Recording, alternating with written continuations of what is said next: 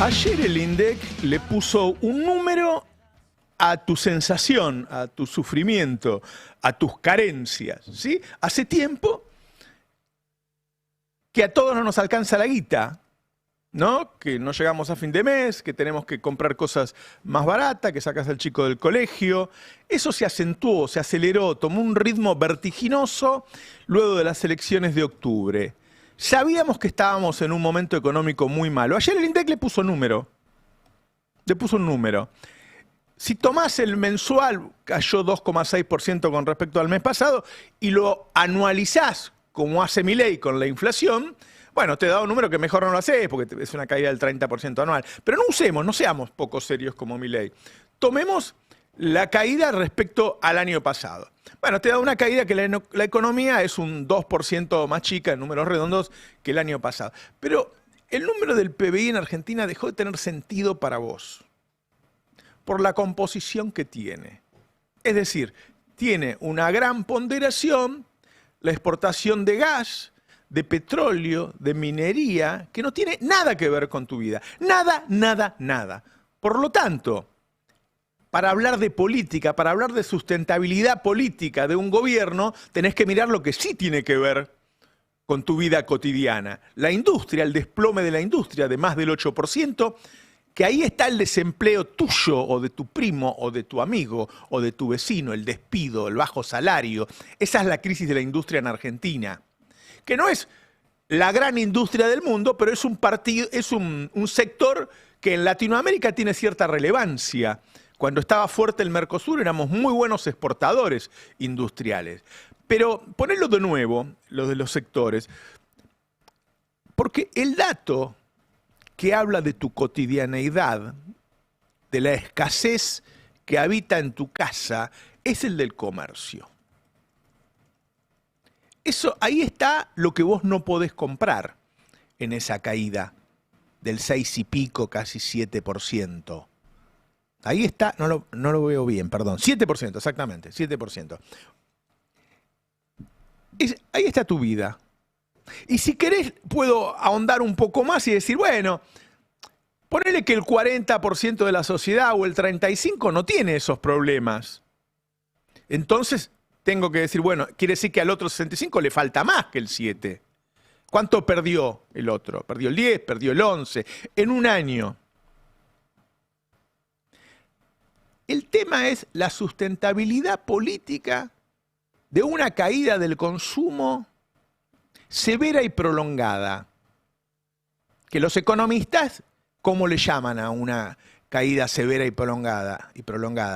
Le llaman depresión, no recesión. Es decir, en términos de tu vida cotidiana, la economía de Milei está en una depresión. Hace mucho tiempo que está en caída.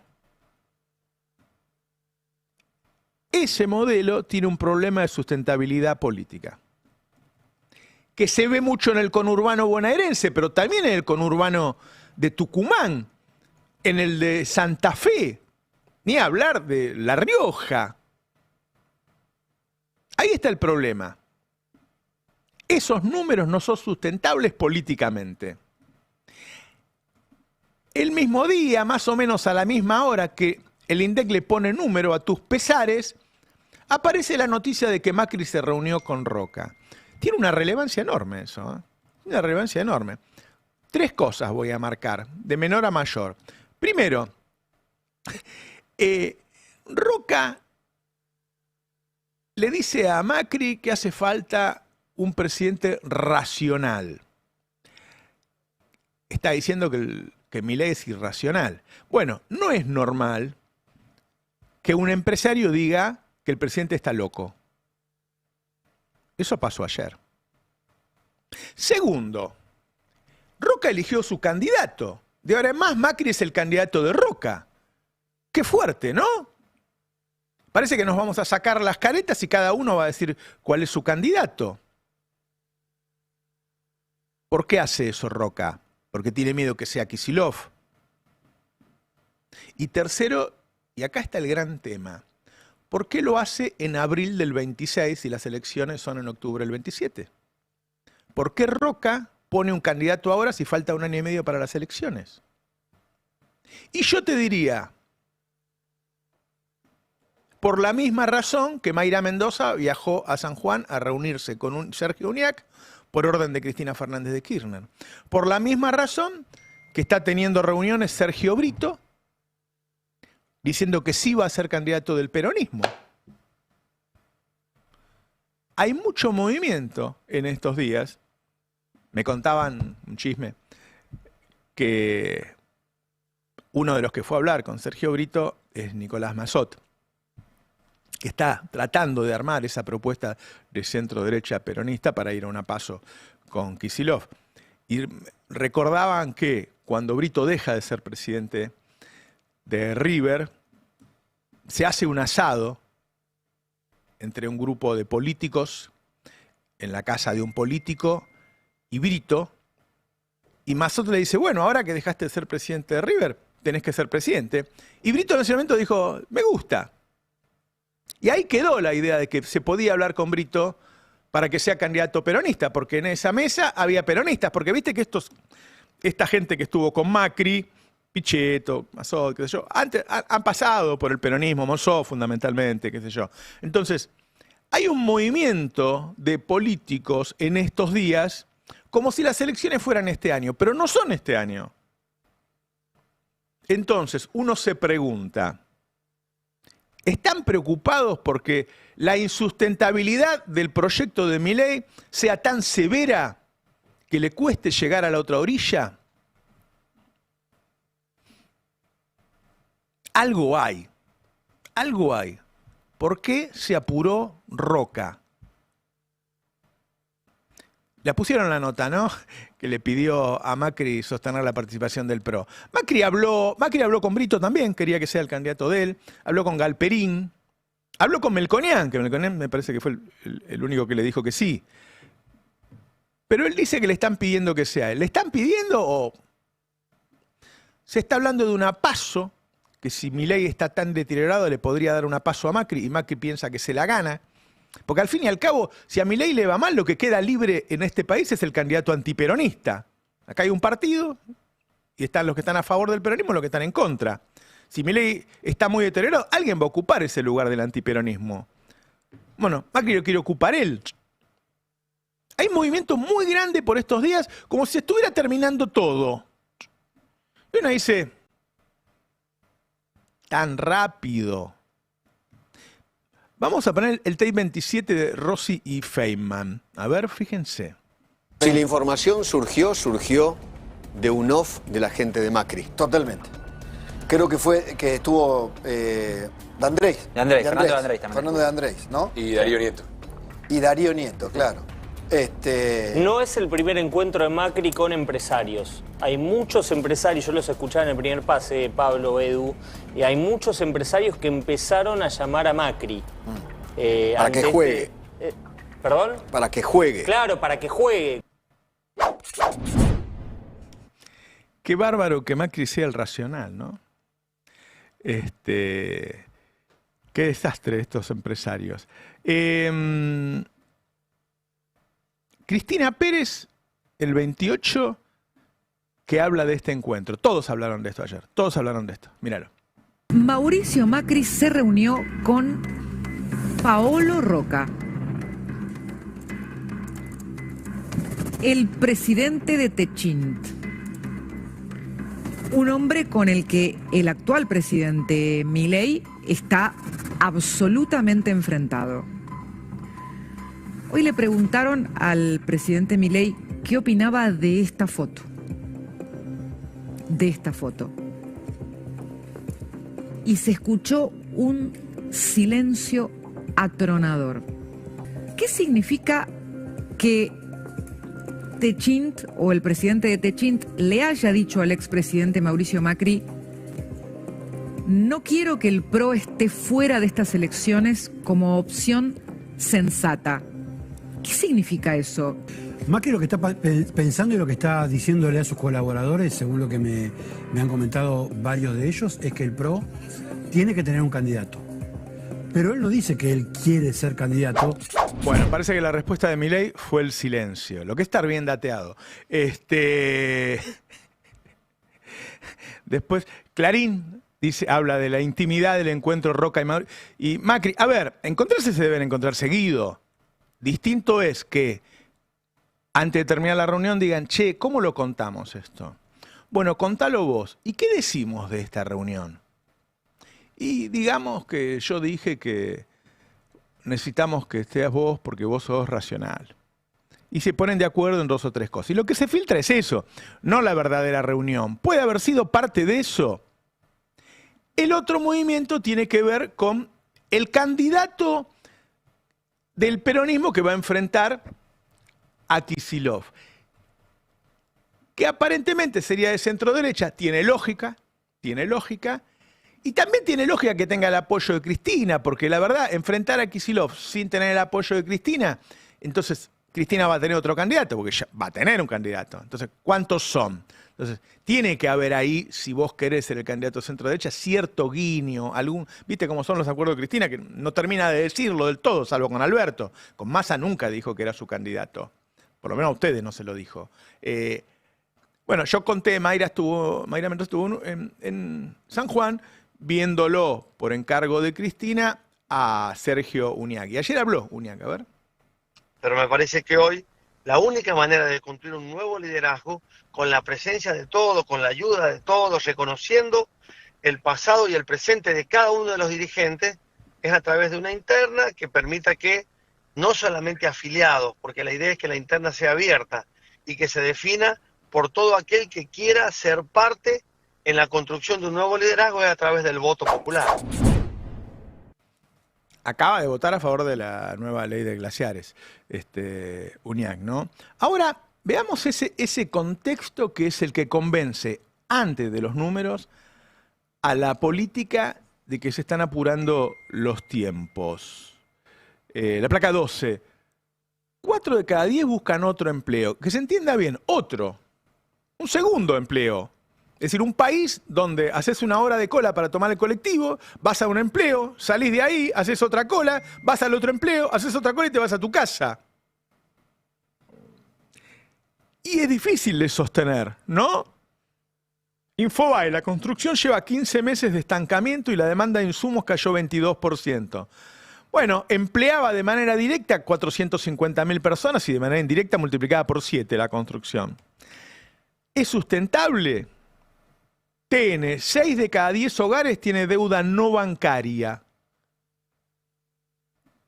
Ayer me preguntaban en la charla con Roberto, ¿el próximo gobierno puede hacer algo con nuestras deudas? Maravillosa la pregunta. Maravillosa porque tiene de todo ahí adentro, ¿no? Tiene su situación personal, de sus vecinos, de sus amigos, y tiene macroeconomía también. Vos llegás con un nuevo gobierno, ¿cómo haces para levantar el consumo y todo el mundo está endeudado?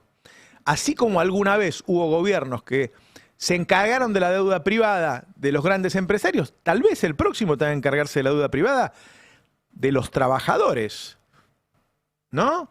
El 10, presidente de la Cámara de Perfumería, vende 50% menos. Claro, si vos no te podés comer un churrasco, es muy factible que no te puedas comprar perfume. Tampoco desodorante, diría yo, ¿no?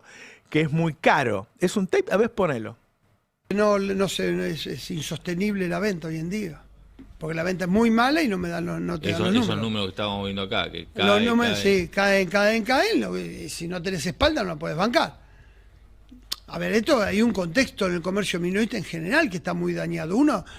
Si estamos hablando de uno de los sectores dañados es el comercio minorista en general. Yo apoyo un poco Este hombre después en otro tramo de la nota dijo que apoya el rumbo. Él está yendo rumbo al precipicio y apoya el rumbo. Es muy impresionante, ¿no? Es muy impresionante. Según el observatorio de la deuda, de la deuda social, es esto, de la deuda social, 1 de cada 5 niños dejó de ir al médico por problemas económicos. 1 de cada 5 niños en Argentina dejó de ir al médico por problemas económicos. O sea que no estamos matando a los jubilados nada más. 1 de cada 5 niños dejó de ir al médico. Y esto es lo que después dicen que hay que mantener el rumbo, ¿no? Hay que mantener el rumbo. Parece que no leen el Destape. O no les importa la salud de los niños. Bueno, este es el panorama social. Infobae, un informe de la UCA, el 53,6% de los niños es pobre y el 29% tiene inseguridad alimentaria, que es un eufemismo de hambre, ¿no? Le llaman inseguridad cuando vos no sabés si vas a comer a la noche. Por ahí comés. Un tercio. ¿Cuándo hubo un tercio? ¿Sabés cuál fue el récord de 2001? 27% de este dato. Ahora está en 28,8%. Santa Fe y Córdoba fueron las provincias con más cierre de empresas en la era de Milei. En ambos ganó Milei. Y ayer hubo un par de tapes muy potentes, porque cuando la cosa se empieza a poner fea, la gente empieza a ponerle el oído, a escuchar al desalojado, a escuchar a la persona con discapacidad. Ayer el móvil de C5N, ¿no? Mostraba al jubilado desalojado en Recoleta, míralo. Al jubilado, llegar a un punto así. Hoy un jubilado no puede sostenerse solo si no te cuida, no sé. Ahí están cargándolo en una ambulancia al jubilado que no puede con él. Lo están desalojando. No se puede naturalizar esta crueldad, muchachos. Es imposible. No se puede ser indiferente a semejante nivel de sufrimiento. Ese es el abandono. Te vendió libertad y te dio abandono. ¿Sí? Milei dijo que ibas a ser libre, pero lo que hizo fue abandonarte. Te dejó solo. Estos números no reflejan la realidad social. Una caída del consumo del 7% no refleja la realidad social. ¿Por qué? Porque cuando el Estado está ahí, vos no lo comprás, pero hay alguien que te lo da. La comida, los remedios. Cuando el Estado se va y te deja solo, te abandona, estas carencias duelen mucho más. Entonces vuelvo. ¿Cuánta sustentabilidad tiene este proyecto de gas, petróleo y minería con los conurbanos explotados y con una crisis sanitaria increíble, porque se rompieron las obras sociales, se rompió el PAMI, hospitales desbordados? ¿Cuánta sustentabilidad política tiene el proyecto de Milei? Bueno, si supiéramos, si conociéramos toda la reunión de Roca y Macri, por ahí la respuesta sería más clara. Una cosa es lo que vos decidís filtrar. ¿De qué hablaron 1 año y medio antes de las elecciones el gran empresario nacional y el expresidente Mauricio Macri? Por ahí con los días nos enteramos un poquito más. Buen día, ¿cómo están? Buen día, Roberto, ¿qué tal? Buenos días. Por ahí Genú sabe algo de Roca. Bueno, a ver, una reunión sí muy importante, ¿no? Por lo que mencionabas, por el contexto, porque se conocen muchísimo Roca y Macri. No hay que olvidarse que son hijos de la patria contratista, distinguidos hijos, ¿no? Se llevan 6 años. Y en su momento estuvieron muy cerca, pero también terminaron muy mal durante el gobierno de Macri. Claro, eso sí. Lo podemos repasar. Tenían una deuda petrolera el gobierno. Todavía sigue ese juicio de Techín contra el Estado. Ahí está. Ahora si querés hablamos, Okay. pero Roca le debe su hemisferio petrolero a Macri.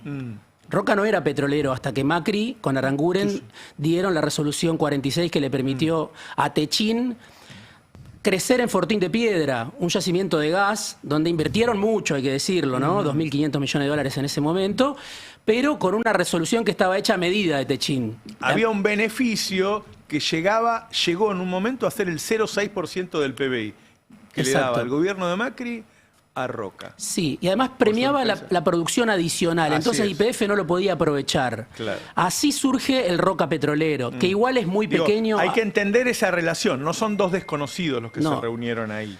Pero terminaron muy mal porque en un momento cuando a Macri se le acaban los dólares, da de baja la resolución 46 de Aranguren. Claro, claro.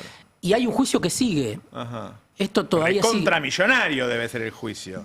Sigue ese juicio de Roca. Vos mencionaste la palabra racional, que está mencionada en la nota de La Nación. Bueno, esa misma palabra alguien se la dijo a Emilio Monzó, alguien que habla con todos los actores de lo que estamos hablando, ¿no? Alguien le dijo, consigan a alguien racional. Esto lo contamos en el Destape.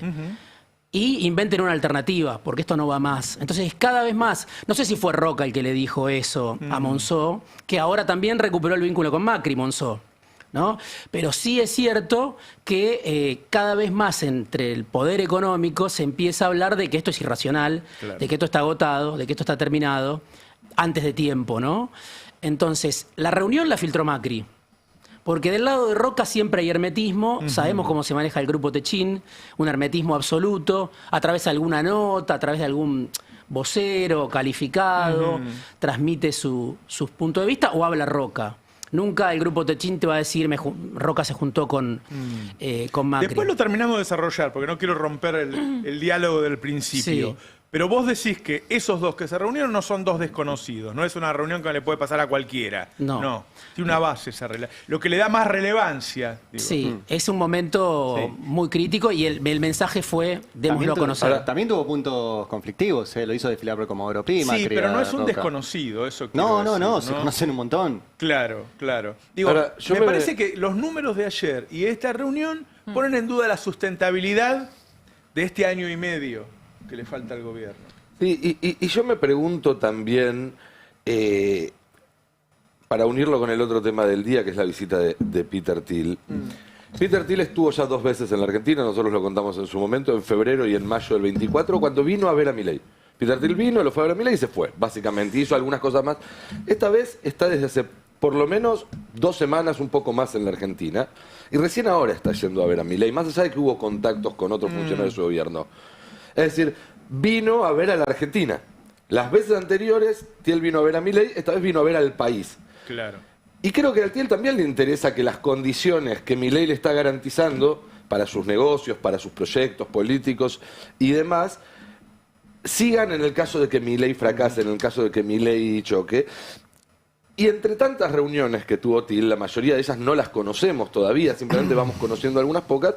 La verdad es que yo no puedo descartar y no puedo dejar de preguntarme si la presencia de Thiel, que es un gran ordenador, no tiene que ver con estos contactos del Círculo Rojo, no tiene que ver con el editorial que salió en La Nación el otro día, que básicamente dice, no importa Milei, lo que importa es que después sigamos para el mismo camino. Hay tanto ruido estos días que ayer 2 fuentes de primerísimo nivel del peronismo me dijeron, nosotros nos vamos a quedar bien callados. Porque se va a empezar a hablar de la poca sustentabilidad y nosotros no queremos tener nada que ver si se habla de algún riesgo del gobierno. Es decir, los que están diciendo, poniendo en duda la sustentabilidad del gobierno, son los millonarios, son los grandes empresarios y sus referentes políticos. No el campo popular, que puede estar muy preocupado por el sufrimiento social, pero que no está hablando de eso, está esperando las elecciones del año que viene. Recordemos que a principios de esta semana, Ricardo Arriazu, el asesor estrella de este gobierno, fue el que dijo, ojo que este modelo destruye empleo mucho más rápido del que lo construye, no por una cuestión social o de modelo de desarrollo equitativo, sino en términos de sostenibilidad del propio sistema. Yo lo que creo es que los empresarios dicen, si nosotros dejamos que esto siga su rumbo habitual y dentro de 3 meses se incendia el país, acá venía un gobierno de izquierda. Claro. El fracaso de un modelo neoliberal va a traer, en cambio, si nosotros buscamos una forma, puede ser de intervención del gobierno, no sé lo que tienen en la cabeza cada uno, no necesariamente tiene que cambiar el gobierno. Alguna vez cuando lo pusieron a Francos, había sonado a intervención también, ¿no? Pero son ellos los que están preocupados porque esto no termine muy mal. Entonces venga otro tipo de gobierno. Lo están diciendo todos, porque no lo dijo solamente Arriazu, lo dijo Frenkel, lo dijo Gerchunov. Timerman también. Bueno, es como se está instalando, sobre todo desde ese sector de el análisis, el pensamiento, la mirada, que esto no es sustentable socialmente, ¿no? Que no tiene sustentabilidad social. ¿Qué es lo que le pedía al FMI cuando el acuerdo? ¿Se acuerdan? Sí. Igual el FMI al mismo tiempo pedía eso y que haya una reforma previsional para que bajen las jubilaciones. Claro. Es raro también. El FMI pide muchas cosas, las importantes son las primeras 3. Después abajo también pide equidad de género, pide muchas cosas que no pero no puede haber motosierra con sustentabilidad social. Está bien, pero al FMI no le interesa. El FMI dice, vos garantizame que no vas a tener quilombo. Que el gobierno se lo garantizó estos 2 años, Sí. Con represión y con aumento del AUH. Lo que pasa que eso también está crujiendo. Pues hay que ver qué pasa en Estados Unidos, porque si el tipo tiene una hecatombe, si el tipo pierde, no sé, 60-40, 63-37, como dicen las encuestas de este día. Y va a tener el juicio político está ahí servido. En Estados Unidos también hay una lucha feroz de intereses en este momento entre los distintos sectores.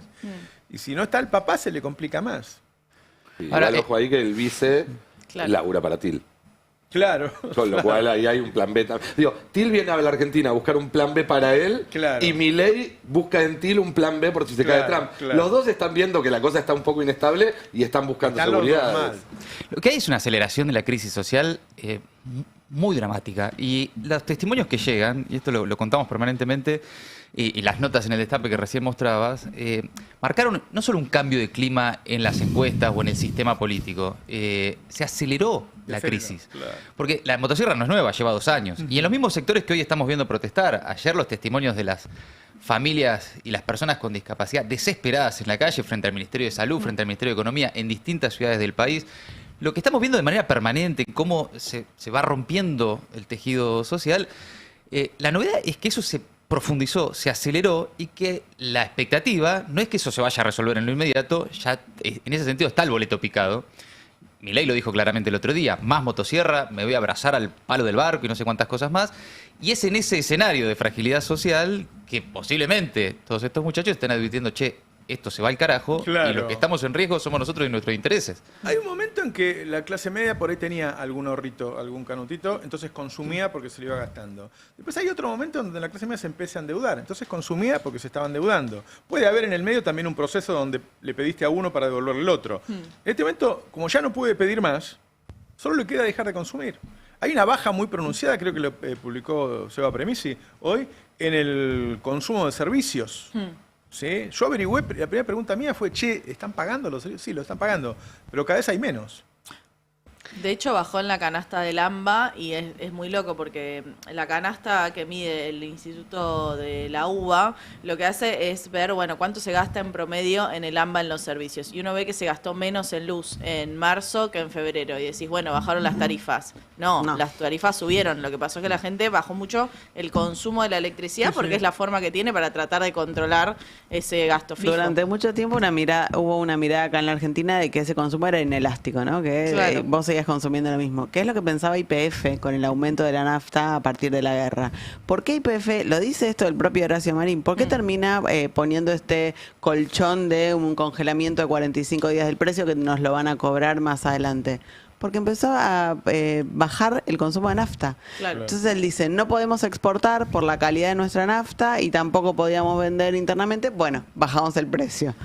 Estaba contándome el Tano que en los call centers de los bancos reciben gente llorando, mucha, no uno de casualidad, porque claro, cuando el banco le da baja la tarjeta, se acabó la posibilidad de endeudarte, ya no puedes ir al supermercado a comprarte algo, no puedes ir a la carnicería, ya está, se acabó. No te toca la fintech con una tasa mucho más usuraria. Sí, y en los barrios el narco, también, que ahí ya la situación es incluso mucho más compleja. Yo vivo en Almagro, es la segunda vez, o sea, me pasó la semana pasada y me pasó ayer de nuevo, voy a un supermercadito express que tengo a la vuelta de mi casa, que la persona adelante ayer no podía pagar un papel higiénico, que sale 2.000 pesos. Claro. No, buscaba en su billetera y le digo, yo te lo pago, obviamente. Pero, ¿sabes la cantidad? Solamente a mí me pasó 2 veces en 2 semanas. La cantidad de gente... En las farmacias es terrible. Que todo el tiempo no puede pagar algo muy pequeño. Es desgarrado. Esta semana hablé con alguien de un banco y me decían que la morosidad obviamente pasó de 2 a 7, a 8, a 9... ya obviamente hay gente a la que el banco le ofrece un préstamo para pagar la deuda que tiene con el banco. Pero bueno, es deuda sobre deuda. Eso es para mantener su cartera en un nivel de regularidad que no tenga problema. Es para ayudarse a él mismo el banco. Exactamente, pero ¿quién lo puede agarrar un préstamo? Porque vos tenés una deuda, no pudiste pagar la tarjeta con la que compraste comida. ¿Vas a pedir un nuevo préstamo? Pero lo digo también porque la apuesta del gobierno, y lo dicen muchos funcionarios, que vuelva el crédito. El crédito, me dice esta persona, el banco no va a volver. Porque además, Milei después subió los encajes, ¿no? Hubo un boom de crédito en un momento, después ese boom se agotó, hubo un momento, 4 meses, 5, 6, no sé, que la economía creció, sobre todo a partir del crédito para compensar ingresos, y no va a haber una segunda vuelta de crédito para los sectores medios. Entonces, eso también tiene que ver con el agotamiento que están viendo algunos como Frenkel. Lo de Frenkel para mí en esa entrevista con Máximo Montenegro es tremendo, porque él dice, está todo colgado en un pincel, hay como un contrapunto, le dice, es más enfático, le dice, está todo pegado con moco. El modelo, una sacudidita y se cae. Claro. Le dice Frenkel. Y el momento ya pasó, dice, ¿no? O sea, exactamente. No puede devaluar ahora porque si devalúa Milei se desata la inflación y va contra el único activo que tiene. O sea, está en un callejón sin salida. Eso es lo que dice Frenkel y otros economistas. Ahora, a esas advertencias de los economistas habría que sumarle otra crisis, que es la crisis anímica que hay. Y la crisis que va más allá de lo económico, ¿no? Porque tenés crisis en salud, tenés crisis en educación y crisis en salud mental. Y hay una crisis de ánimo. El ánimo está por el piso. Y mirá un dato que publica hoy Tiempo Argentino. El 42% de los jóvenes de barrios populares del área metropolitana de Buenos Aires abandonó la escuela. Y vos ahí tenés un centro de investigación de acción social y la Fundación Fundar que advierten que más del 50% de esos pibes sufre ansiedad y casi un 40% de depresión.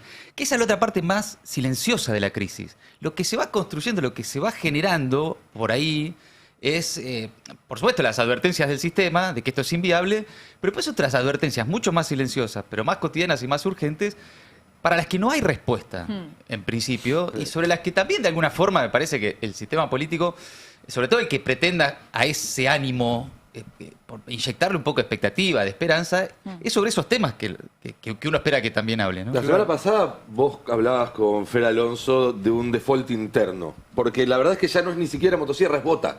Pues motosierra es cortar partidas, ahora no se ejecutan partidas que ya habían sido recortadas.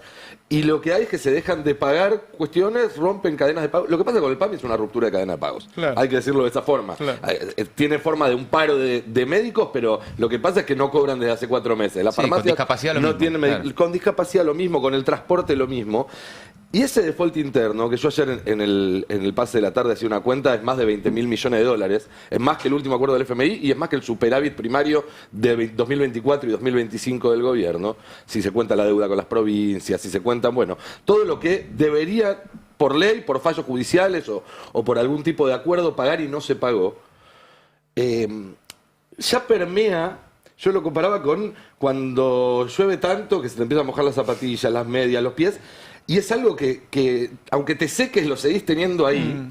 Porque claro, alguien se despierta, probablemente una hora más temprano que en otra época, porque tiene que laburar más o porque tarda más para llegar más al trabajo, o lo que sea. Se toma el mismo saquito que usó ayer porque ya no le alcanza ni para comprar café. Tiene que salir a la parada del colectivo donde antes esperaba 10 minutos y ahora tiene que esperar 40. Y viajar en un colectivo, antes viajaba incómodo y ahora viaja colgado de la ventana. Llega una hora tarde al laburo y le avisan que del sueldo magro que tenía le van a bajar una parte porque llegó tarde. Labura, sale de ese laburo, tiene que ponerse a pedalear 2, 3, 4 horas para llegar con el mango. Llega a la casa y tiene que comer una galletita de agua. Digo, es una crisis que termina invadiendo cada segundo de tu vida. Te vas a dormir y dormís en crisis. No puedes ni relajarte en el sueño. Milei dijo hace poco que solamente que en la historia de la humanidad había habido 5 ajustes así y los otros 4 habían sido en guerras. Y yo no entiendo cómo él no se plantea por qué no lo hizo otro. Claro. ¿Y por qué no solo se hace en guerra? Porque no se puede hacer. Igual hay una mención especial, sobre todo, no quiero centrarlo en Frenkel, que es un economista estructuralista, pero sí en un acuerdo que hubo de economistas en los últimos 2 años, que era que todo eso, o sea, que toda la crisis social, que el desfinanciamiento de las universidades, que pegarle a los jubilados los miércoles, que el desfinanciamiento a los discapacitados estaba bien en pos del orden macro. Y ahora tenés a los economistas diciendo, no, mirá que si esto lo tocas un poco se cae. Bueno, entonces el orden macro no existía. Digo, estuvieron de acuerdo en un ajuste que era muy cruel, que era muy cínico, que tenía que ver con sacarle prestaciones mínimas a los sectores más vulnerables en pos de ese orden macro. Y el orden macro nunca existió. Es que hay una realidad y una narración de la realidad, ¿no? Y si la narración dice que acá hay orden macro, cuando no tomas en cuenta que los intereses se capitalizaron, cuando no tomas en cuenta las deudas flotantes, qué sé yo, bueno, se va creando una mentira hasta que un día explota. Me parece que lo que está pasando estos días es que explotó, que la gente está en la calle reventada. Sí. Y se acabó la narración, se acabó el relato. Y que hacen responsable al gobierno, ¿no? Porque hasta ahora estaba esa tensión. Buen punto. ¿no? Pero el tercer año ya claramente, y después de la última elección, el responsable es el gobierno. Y además tienen menos esperanza, menos ilusión. Y también se profundizó después de la segunda elección, o sea, creció mucho la conflictividad social, cerraron muchas empresas, muchos negocios después de que ganara Milei y que se entendiera que la Argentina iba a seguir en este rumbo, que de nuevo, en términos de rumbo, no es que está mal, lo que estamos viviendo es una transformación estructural de la economía argentina que ellos la dijeron 10.000 veces y que acá 10.000 veces dijimos, che, esto va a generar desempleo, precarización, pauperización de las condiciones de vida, y está pasando, y ahora dicen, ay no, es que esto genera que no haya paz social. Y si ya sabíamos que iba a pasar esto. dijo ayer que si tiene que dar ese dinero del potenciar trabajo, le tiene que sacar a otros. Digo, la puta madre, acaba de sacar el impuesto a los autos de lujo. Corta el doble turno en las escuelas de sectores vulnerables. Esta mujer hay que meterla en cana. Es una genocida. Que por cierto, es algo que todavía no existe en realidad. Claro. La promesa de cortar algo que ni siquiera arrancó. Ellos iban a cambiar el doble turno, no existe. Los vouchers eran para laburar en empresas tipo McDonald's y eso para que tengan trabajadores gratis. Claro. ¿No? Eso lo corta, supuestamente. Y lo otro que corta es las escuelas doble turno, que es para que los pibes coman, en los sectores vulnerables. O sea, eso es lo que anunció que va a cortar. Ayer en este contexto nos enteramos que Adorni debía una parte negra del departamento, que era una obviedad, pero ahora fue el testigo y lo dijo. Y después me contaban, yo no lo vi, que en TN a la noche, mirá TN, dicen que se gastó $15.000 en Aruba. Mirá que yo he ido, pero yo no gasto esa plata. En efectivo también, los $15.000. Todo en cash. efectivo. Todo en efectivo. Todo cash. Sí. Barrani. $15.000 en efectivo. Crocante, así, viva. No tiene registro en las tarjetas de esos días. No. Ahora es mucha plata es terrible para andar. lo que está pasando con el efectivo en este país, en serio. Es mucha guita para no hacerlo en efectivo. A mí me ha pasado de estar en tiendas, comprarme ropa y ver a tipos que sacan el fajo. Y yo, ¿qué sé? Pero te miran mal en el mundo ¿No cuando tenés sacas tarjeta? efectivo. Acá te miran bien. Con ese socotroco de billetes. Acá te hacen descuento si pagas en efectivo. Exacto, te iba a decirte. 10% de descuento con efectivo, ¿Qué te viste dicen. cuando decís, pero pues, no tengo tanto efectivo encima? Bueno, hay gente que sí, chicos. Sí, claro. Hay gente que sí. Pero tantos dólares en efectivo, o sea, 15 lucas verdes. Es un montón. Es Casi perdés mucho. la riñonera. ¿Dónde boludo. lo llevas, además, La físicamente? riñonera. En la media. Ari, no tiene riñonera.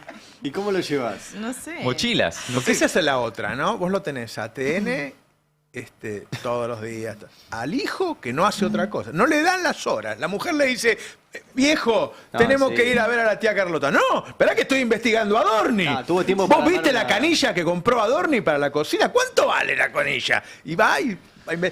Esa cosa de la justicia, que además... En pocos días, digo, le volteó el potenciar trabajo, la reforma laboral, cada cosa, cada fallo le sale en contra. Lo investiga todo el tiempo. A mí lo que me dicen en La Rosada es, Milei está absolutamente convencido de que después van por él. Y tiene razón. La verdad. Ahora, esas cosas... Falta la corte, sí. ¿no? Y la Falta la corte, corte. claro. Porque que salió Caputo a desmentir, Por ¿no? ahora, fallos de primera, segunda instancia y la incógnita de qué va a pasar Bueno, con la a corte. Kicillof le dio 2 billones y pico, se los dio a la corte. ¿No? Están operando ahí. Ayer me decían que Milei le había caminado a Bruglia y Bertuzzi a Macri. Que Macri los tenía con cama adentro. No sé cómo se los llevó de la casa. Y que me gusta decir eso que estoy contando. y que Macri le estaba caminando la corte a Milei. Y Maike pintado. Tantos años guardando prestigio, Maike. Una familia que todos dijimos, esta es la familia argentina, los Maikes. Y ahora... Una pyme. Perdiste, no te respeta nadie. Ayer viste que bueno publicó en la Política Online que Macri se reunió con Lorenzetti para intentar generar ahí una nueva mayoría en la corte y bueno, lo que vos decías, Santiago Caputo salió a tuitear que es Silvio Robles operándolos. Bueno. ¿Y por qué Santiago Caputo opina sobre una presunta reunión entre terceros si él no lo involucraba? Es el desplazado. Es el desplazado. Porque él es el que hacía el juego, ¿no? Igual hay que recordar que Lijo. Claro, sí. y lo corrieron de ese lugar. Igual hay que recordar que los Lorenzetti y los Lijo, que además son de la misma banda, no dependen de los dirigentes políticos, dependen de los empresarios.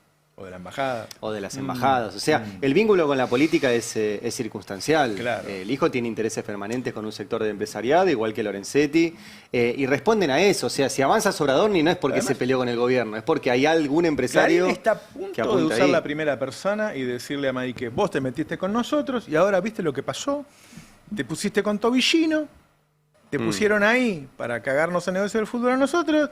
Y mirá cómo no lo pone en la primera persona, porque está intentado. En cualquier momento pone y dice, y bueno, hermano, te metiste con la tarasca nuestra, el fútbol es el negocio mío. Yo crecí en Clarín por el fútbol, vos te metés con nosotros y querés. Porque en serio, es un escándalo eso. O sea, que Clarín el otro día hayan jugado Boca y River, un clásico tan picante, y no sea la tapa. No sea la tapa. Ojo, en cualquier momento Mike se inventa una factura trucha, pero ahora para confirmar que Clarín pagó el viaje a Lago Escondido. ¡Claro! Es la única que falta. Es como si estuviera... O sea, todos sabíamos que el sistema judicial estaba todo roto y ahora lo vemos ahí. No tiene ningún problema porque están peleando entre ellos. Ahí es cuando sale la cosa a la luz, ¿no? Cuando se pelean entre ellos, me parece. ¿No, ¿habrá algunos fallos o estas medidas cautelares que aparecieron en los últimos días que no estén relacionadas también a la preocupación de ese sector del sistema de poder? Porque, por ejemplo, que venga la Justicia Federal de Campana y le diga al gobierno, no puedes eliminar 1 millón de planes sociales. Ante la preocupación de lo que eso podía generar en la situación social...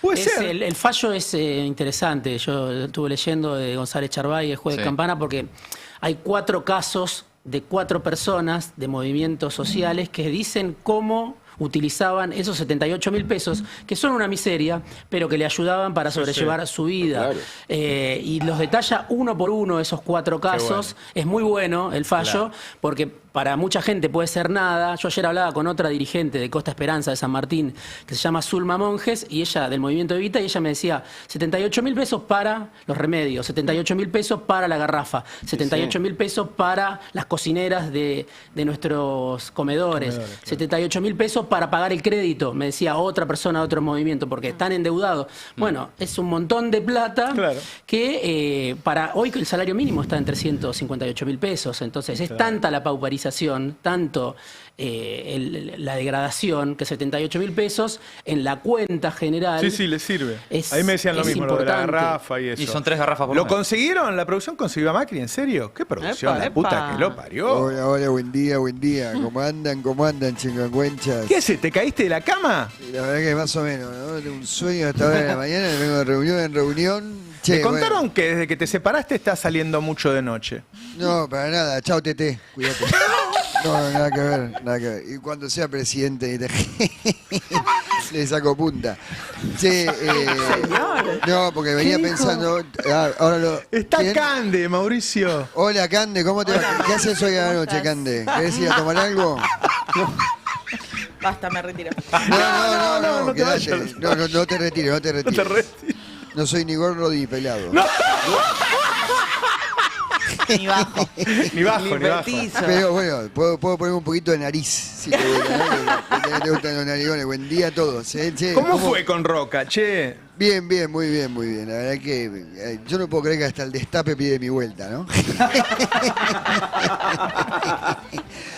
Che, ¿cómo era la lista de jueces? Los que puse a dedo. Bruglia, Bertuzzi, Castelli. Andá, fíjate que vas a ver que no están en la sala de servicio. Están jugando al pádel. ¿Se te escaparon? No, están jugando al pádel. Borinsky, Hornos. Castelli, Moreno, Saavedra.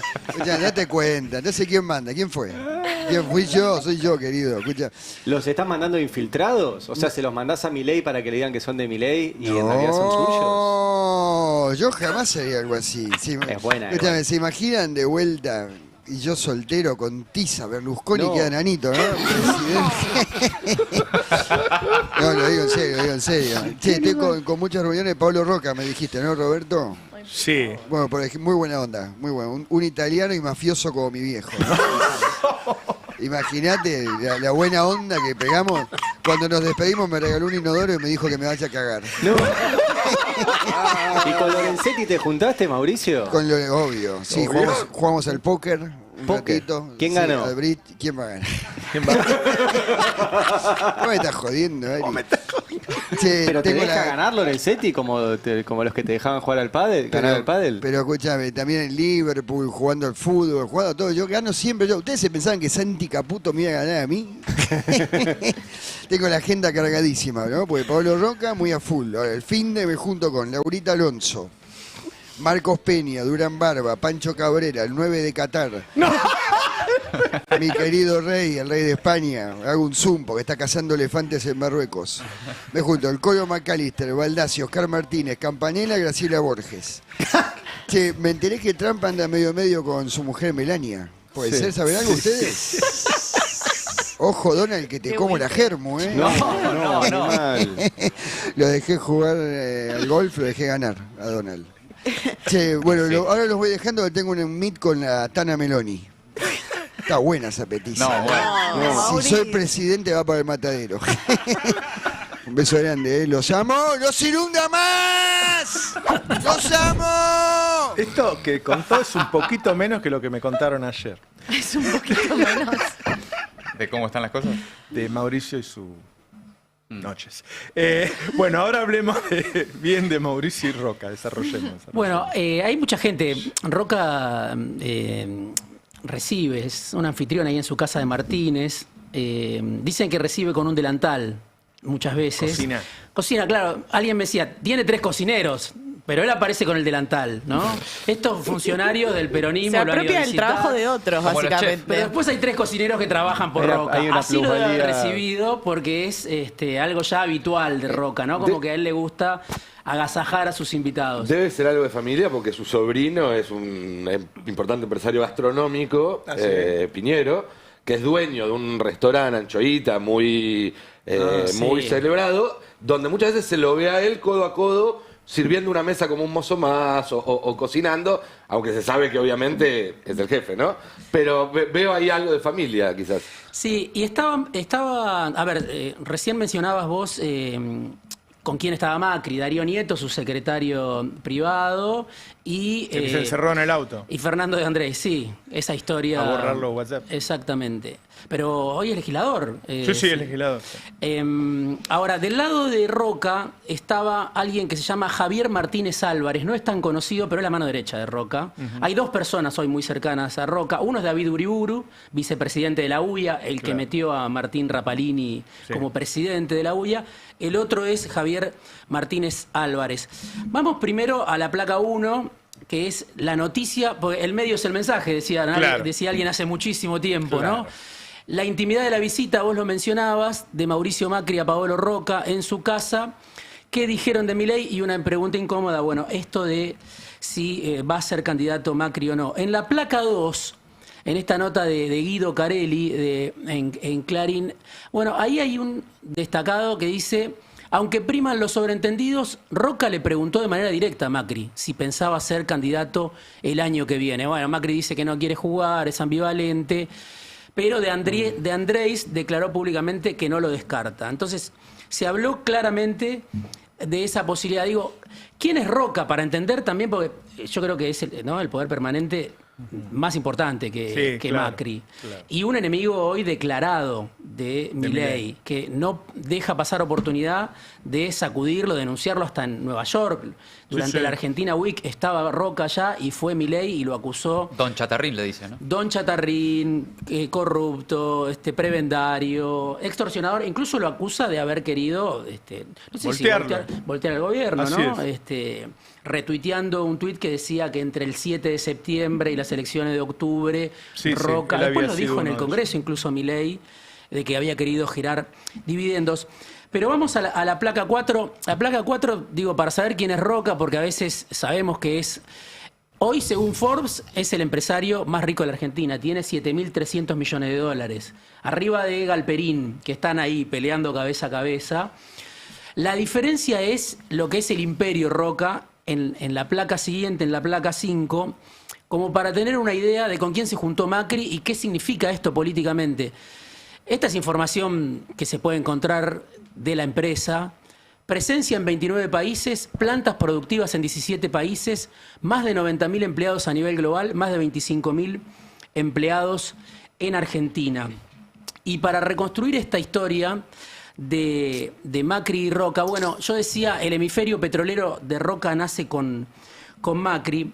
Vamos a la placa 6, donde hay fotos de Macri y Paolo Roca en Vaca Muerta, ahí los vemos. Esto es 2018. Bueno, está todo el equipo. Y esto es Houston. Son fotos distintas, ¿no? La primera, esto es Vaca Muerta. Y esto tiene que ver con Fortín de Piedra, que es un negocio multimillonario que hizo Roca durante el gobierno de Macri.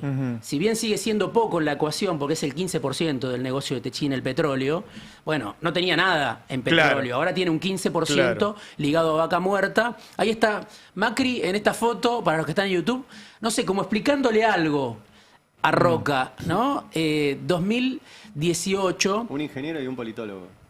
Exacto, un politólogo. Bueno, Ari sabe mucho de Paolo Roca, está con mucha información también. Pero después en la otra foto de Houston, esto es con todo el equipo, ahí está Frigerio, está Pancho Cabrera, está Paolo Roca. Esto es en Texas, también durante el gobierno de Macri. Viajan juntos y ahí Techín inaugura lo que es la planta más importante que tiene Techín en Estados Unidos. Esto es en abril de 2017, las crónicas de ese momento, porque Techín llevó periodistas en ese momento a Houston para que cuenten esta historia. Dicen que Roca lo subió a Macri a su helicóptero personal en ese momento para ir desde Houston, desde la ciudad de Houston, hasta Vice City, cerca del Golfo de México, donde ahí tiene la inversión más grande Techín en Estados Unidos. ¿El empresario trasladó al presidente? El empresario trasladó al presidente en su helicóptero personal. Bueno, este es el vínculo que tenía. Después terminó mal, como decíamos, porque en un momento Macri se quedó sin dólares y dijo... No se podía sostener ese dinero. Exactamente. Era un premio... Cuando se armó no se pensó que iba a llegar a ese nivel. Exacto. Roca la vio, ¿no? Porque dijo, esto es para crecer. Otros empresarios no lo hicieron. ¿Qué dice la gente que lo conoce Roca? No tuvo una ley, no tuvo ni un RIGI, no tuvo nada. Con una resolución construyó un imperio. Te habla, de la visión de un tipo como Roca, que es el poder permanente, una historia muy larga. Pero esta relación terminó mal en el gobierno. Y alguien, no sé quién, los reencontró en el último tiempo, a Macri y a Roca. Son dos enemigos de Milei hoy, porque lo que me dice cerca de Milei, en el gobierno, es que hace mucho que Milei no habla con Macri, muchísimo, que no hay más diálogo entre ellos. Y otra cuestión que vos mencionabas en el editorial y que también es central, es que Milei está convencido que Macri tiene que ver con el giro de La Nación Más. Sí. Que ese giro de La Nación Más, que ahora parece Crónica TV, que muy evidente, ¿no? Y de Saguier, pero sobre todo La Nación Más, que era el lugar donde mejor lo trataban a Milei. Claro. Sí, todo el tiempo con móviles en la calle preguntándole a la gente lo mal que está, ¿no? Exactamente. La realidad, incluso paneles, ¿no? La realidad de Milei versus la realidad de la calle. Está hecho muy inteligente. A ver, yo cuando lo fueron a buscar a Bocacce, la verdad, Bocacce es un experto en eso. Claro. Te levanta el número mostrando la calle.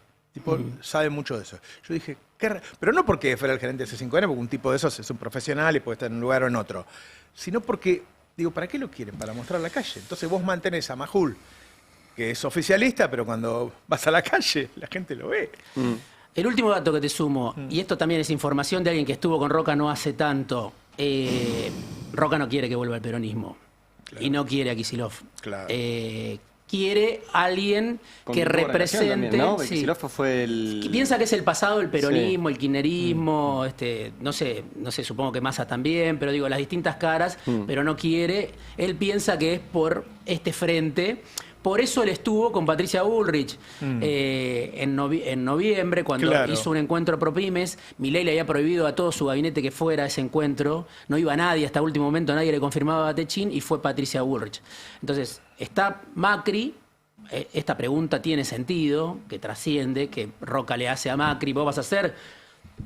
Si sos, bueno, veremos. Si no, tengo Bullrich también, puedes llegar a ver, pensar Roca. Pero sí es cierto, esto me lo confirmó alguien que estuvo con él, es que Roca dice, no viene por el lado del peronismo. Tenemos que seguir por el lado del antiperonismo, ¿no? Bueno, por eso, el tema es ver si el antiperonismo sigue siendo más grande que el peronismo, porque puede caer Milei y ese antiperonismo puede seguir siendo muy potente si alguien ocupa su lugar. Y se toma como un accidente. Ahora, si se pudre, si se incendia, si se pone mal, anda a explicarle a la gente que no, que yo soy distinto y qué sé yo. Lo loco es cómo el empresariado argentino sigue con esa fijación, ¿no?, del antiperonismo, cuando claramente le ha ido mejor económicamente en los gobiernos peronistas, porque incluso si Roca estuviera pensando en Macri, Macri fracasó. Macri se la pegó, no pudo reelegir en primera vuelta. Sí. Es muy llamativo. Y todos, las pymes también. ¿Viste ese empresario que hablaba con Slotnick diciendo hay que mantener el rumbo? ¿Qué rumbo, loco? No, pero además Qué buena nota le hace Slotnick. lo conoce. Es buena entrevista. Che, ¿está Johnny ya? Nunca sabemos dónde está Johnny. Y en la Rosada no. En la clandestinidad. Jonathan Eguer. Bueno, un déjà vu otra vez. ¿Cómo les va? ¿Bien? Hola, Roberto. Pero dime una cosa, Estoy en la clandestinidad de vuelta. ¿Te echaron No, otra ahora, vez? vamos a explicar a la gente. Pues la gente debe pensar que esto es un video de la semana pasada o de hace 2 semanas. Piensan que vas a contestar no los preguntas dejan del entrar. chat, John. ¿Cómo? Sí, voy a contestar preguntas del chat. No, la gente debe pensar que esto es una joda, que esto es un video repetido hace 2 semanas, que yo estoy de vuelta, que agarró nuestro productor y puso un video mío de hace 2 semanas. Bueno, el gobierno otra vez nos negó la entrada a la Casa Rosada, pero esta vez fue un paso más. Antes habían sido algunos medios que aparecieron en esa supuesta lista. Ahora le prohibió el ingreso a toda la sala de la Casa Rosada, a todos los periodistas de todos los medios de la sala de Casa Rosada. ¿Por qué?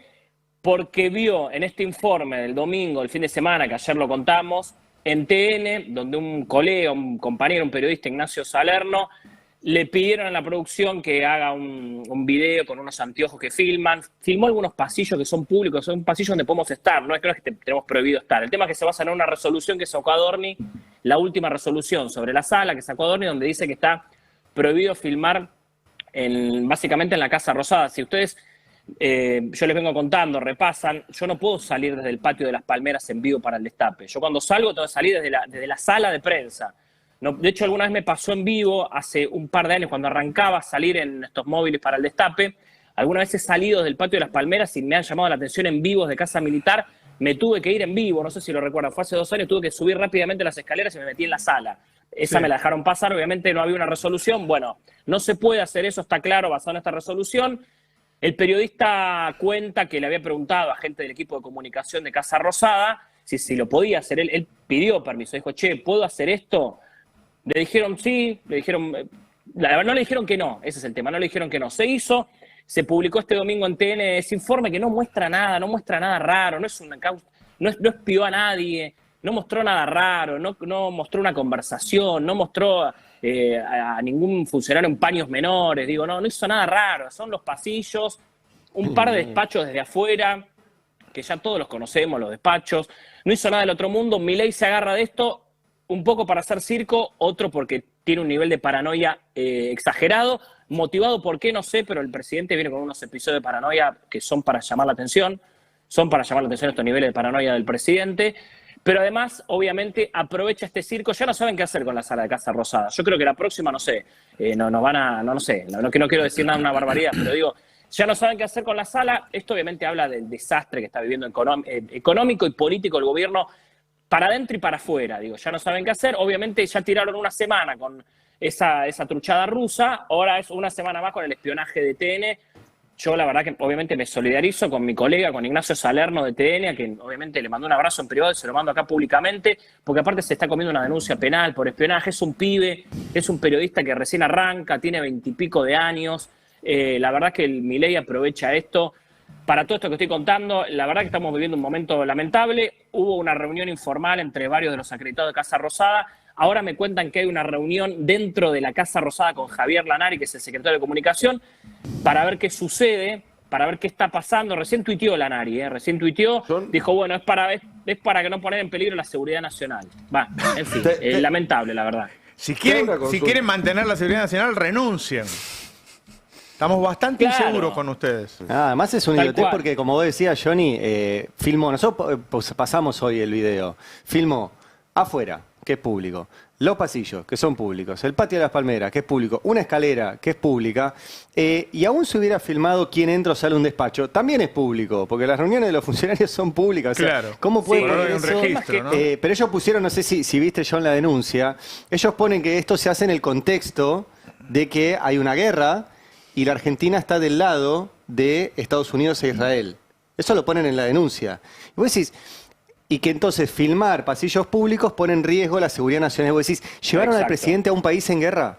Claro. Donde están cayendo bombas. Ahora, y quieren que un pibe que filmó un pasillo de la Rosada pone en riesgo la seguridad nacional. O sea, lo pusieron en riesgo ustedes al presidente.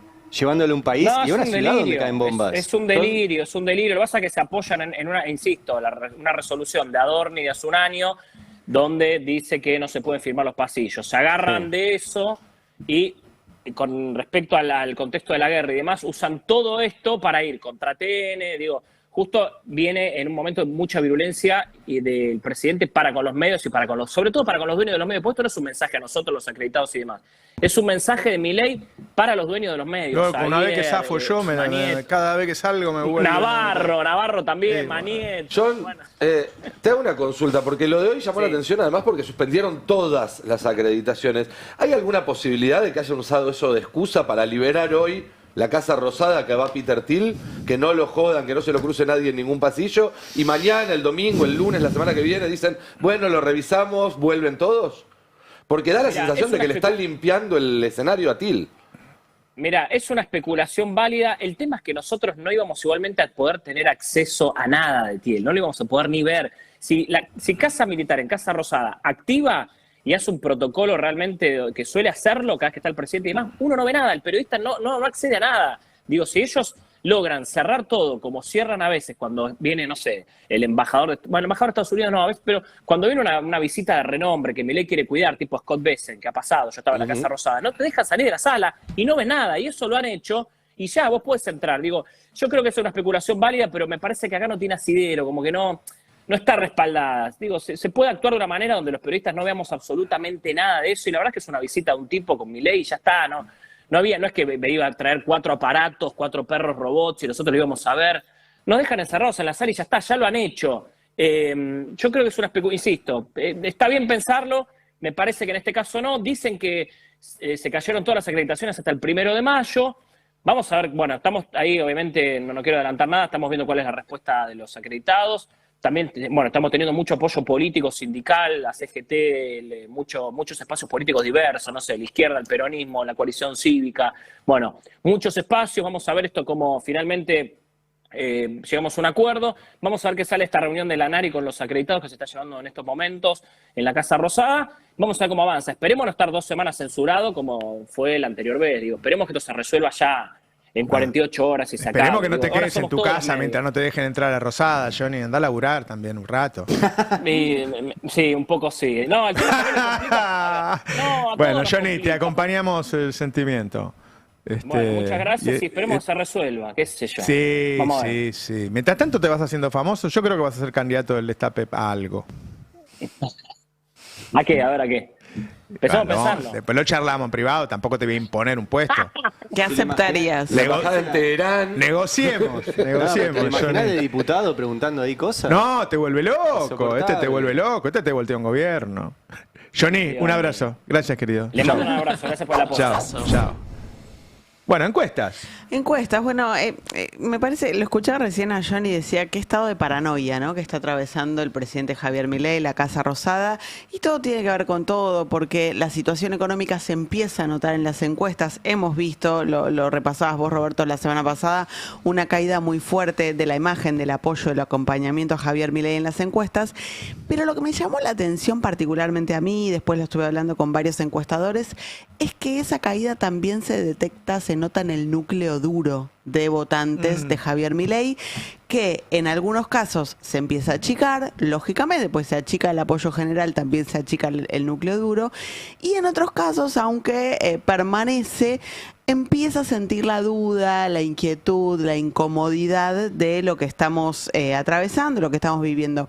Lo que más me interesó fue un estudio de la consultora Q-Social que desagrega respuestas respecto del plan económico, de la situación económica actual, según el voto en primera vuelta. Bueno, podemos decir que el voto en primera vuelta es el voto del núcleo duro. En la primera imagen tenemos la respuesta a la pregunta ¿cómo evalúa la situación actual del país? Y lo que vemos según la segmentación es que, si bien obviamente los votantes de Milei en primera vuelta son los que mejor evalúan la situación actual del país, de diciembre del 25 para acá, esa evaluación de los propios votantes de Milei viene cayendo. En diciembre del 25, el 72% decía el país está bien actualmente, y hoy es el 54% el que dice... O sea que la mitad de los que lo votaron ya ven mal. Están empezando Es un numerazo, no lo había visto. Es un número interesante. Mirá lo que pasa en la pregunta cómo está realizada. ¿Cómo evalúa la situación actual del país? Es la pregunta. Mirá lo que pasa con la segunda línea, que en la pantalla aparece en gris, es la línea de los votantes del PRO, que venía oscilante, pero también a partir de enero del 26 empieza a caer más pronunciadamente. Y ahora vamos a ver en otras preguntas qué pasa con los votantes del PRO. También cae la mirada positiva en votantes de la UCR y en votantes independientes. O sea, en todos los segmentos que no son peronistas, que siempre estuvieron ahí abajo en que la situación del país está mal, y de izquierda, la imagen de la situación actual del país cae. Pasemos a la siguiente, que es ¿cómo cree que va a estar el país el año que viene? Y ahí lo que ves es que el votante de Milei mantiene la esperanza, porque sigue ahí a tope creyendo que el país el año que viene va a estar bien. Pero mirá lo que pasa con lo que piensan los votantes del PRO. Se desploma el votante del PRO, que en enero pensaba que el 67% decía el país va a estar bien, y ahora solo el 27% de los votantes ahí del me PRO. tengo un poquito... Esa gente es muy difícil que vote peronismo. Sí. Es decir, puede ahí haber un montón de gente enojada, defraudada, decepcionada, desilusionada, que esté en busca de otro candidato antiperonista también. Ahí es donde aparece, que esto es sistemático también en la política argentina, ¿no? Fracasa un gobierno, aparece la necesidad de una opción de centro, que después el escenario político te demuestra que no es viable, pero aparece esta búsqueda sistemáticamente. Un detalle, ¿se acuerdan la semana pasada que se había viralizado una entrevista con una chica en la estación de Constitución? Creo que la hicieron sí, ustedes. Estoy muy cansada, decía. Que dice, bueno, o lo voto a Milei o me voy del país. Ah, sí. ¿Sí? Esa pieza se viralizó, se incluso viralizó a nivel mundial. internacional. Así es. Sí. Y se hicieron muchas lecturas sobre si eso es, a esos hay que hablarles, no hay que hablarles, no te van a votar, te van a votar y demás. Yo la única conclusión que saqué de esa entrevista es: la baja participación ya no va a beneficiar a Milei. Antes la baja participación se suponía que eran votantes desencantados del peronismo. Ahora por lo menos es un mix. No digo que vaya a beneficiar a los adversarios de Milei, pero por lo menos ya no puede contar Milei con que si la gente se queda en la casa, el que se queda en la casa es el que iba a votar antes al peronismo. Totalmente. Porque va a haber mucha gente que va a decir, bueno, entre Milei y ni me voy hasta la... Mejor no voy a votar para no tener que enfrentarme a mi propia... Lo cual no está bueno por otro lado, ¿no? No, por supuesto que no. Vamos a, si efectivamente avanza la reforma electoral que está buscando el gobierno en el Congreso, nos vamos a enfrentar a un deterioro muy fuerte del instrumento electoral, no solo por la baja participación alentada por este gobierno, sino también por la eliminación de algunas instancias de participación. Pienso en las PASO, sé que genera mucha discusión, pero pienso también en la posibilidad de que partidos políticos pequeños tengan lugares en medios de comunicación, que bueno, esta reforma electoral que intenta el gobierno es algo que va a eliminar. Veamos la siguiente de Q-Social, que pregunta cómo cree que está el país hoy, desde que asumió Milei, y ahí también cae mucho la mirada de los votantes mileístas de primera vuelta, que pensaban en diciembre que en un 97% el país estaba bien, ahora dicen en un 72%. Se desploma la mirada de los votantes del PRO a un 45% que hoy piensa que la situación está bien. Se desploma la mirada de los votantes de la UCR, solo un 20% creen que hoy el país está bien. Bueno, es muy impresionante cómo va cayendo la mirada de cada uno de... Se desploma en este trimestre, ¿no? Sí, es este trimestre. O sea, los indicadores... No recuerdo ver una caída tan pronunciada en tan poquito tiempo. Me cuesta encontrarlo ese momento en la historia que viví yo. Si vos todo esto... A ver, hablé con Federico Aurelio, a quien la Casa Rosada escucha mucho, es uno de los encuestadores que encuesta para Casa Aurelio? Rosada. Porque es uno de los pocos que lo da todavía con alto... Sí, nivel, ¿no? Pero nota en el núcleo duro esta situación de tensión y de duda por la economía. O sea, él relaciona todo, la caída general de la imagen de Milei, la caída general de la imagen del gobierno, con la situación económica. Y si vos ves, todos los indicadores económicos empiezan a deteriorar en junio, más o menos junio del año pasado. Bueno, evidentemente en el votante de Milei y en el votante del PRO, tardó un poquito en hacer efecto. A mí lo que me dan es un matiz geográfico. Me dicen que no en todos lados es así, que es bastante desparejo. Me decía alguien muy cercano a Frigerio, está en El Espejo, que decía, yo hoy, si hay elecciones, tengo que ir con Milei igual. Porque acá Milei gana. Si no, nos gana el peronismo. Quiero decir, yo imagino el AMBA muy complicado, algunos otros lugares, y después... No es que se rompió en todos lados, Milei. Aún así, creo que el año que viene vamos a tener muchas elecciones desdobladas y no todas. Sí, es factible. Sí. Hay que ver cómo tenía la negociación de la ciudad, ¿no? Hace un tiempo, Karina, irreductible, nosotros no negociamos, qué sé yo, vamos a ver si dentro de un tiempo no negocia. Bueno, está difícil la situación. Te completo con algunos detalles de la encuesta de UDESA, la encuesta de la Universidad de San Andrés, que también muestran cómo la satisfacción con el gobierno entre los votantes, la insatisfacción en este caso con el gobierno entre los votantes de Milei, también va creciendo. Llega en este caso al 41% la insatisfacción con el gobierno entre los votantes de Milei en primera vuelta, y la insatisfacción con Milei entre los votantes de Bullrich llega al 47%. Tremendo. Es realmente alto el porcentaje de quienes acompañaron en primera vuelta y están ahí, teniendo una mirada claramente negativa sobre la gestión del gobierno. Ahora, además de lo económico, ¿con qué más coincide esta caída? Los casos de corrupción de las últimas semanas, los últimos meses, la reforma laboral que se aprobó en febrero.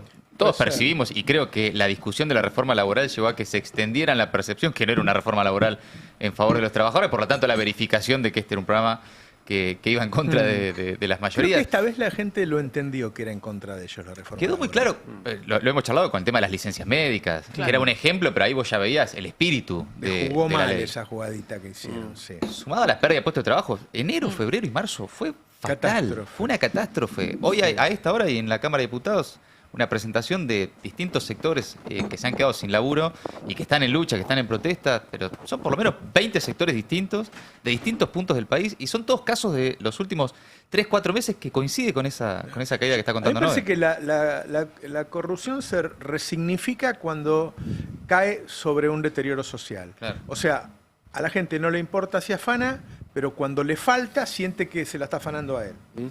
¿No? Porque ellos mismos... durante años y años, mientras gobernaba el kirchnerismo,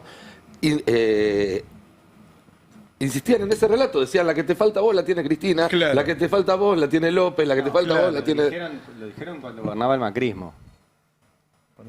Y cuando gobernaba Cristina también lo decían de alguna forma. No faltaba tanto. No faltaba tanto, pero digo, es un relato que 4 años estuvieron diciendo. A lo que yo iba es que es un relato que tiene inserción, porque hace por lo menos 10 años nos vienen diciendo lo mismo. Claro, pero... Son números fuertes que la mitad de los que lo votó en primera vuelta vea que las cosas están mal. Es un número fuerte. Es un número fuerte. Termino con algo que detectó Management and Fit en sus focus group y en la investigación más bien cualitativa, lo tenemos en la placa 10, que tiene que ver con cómo la mirada cambia respecto de...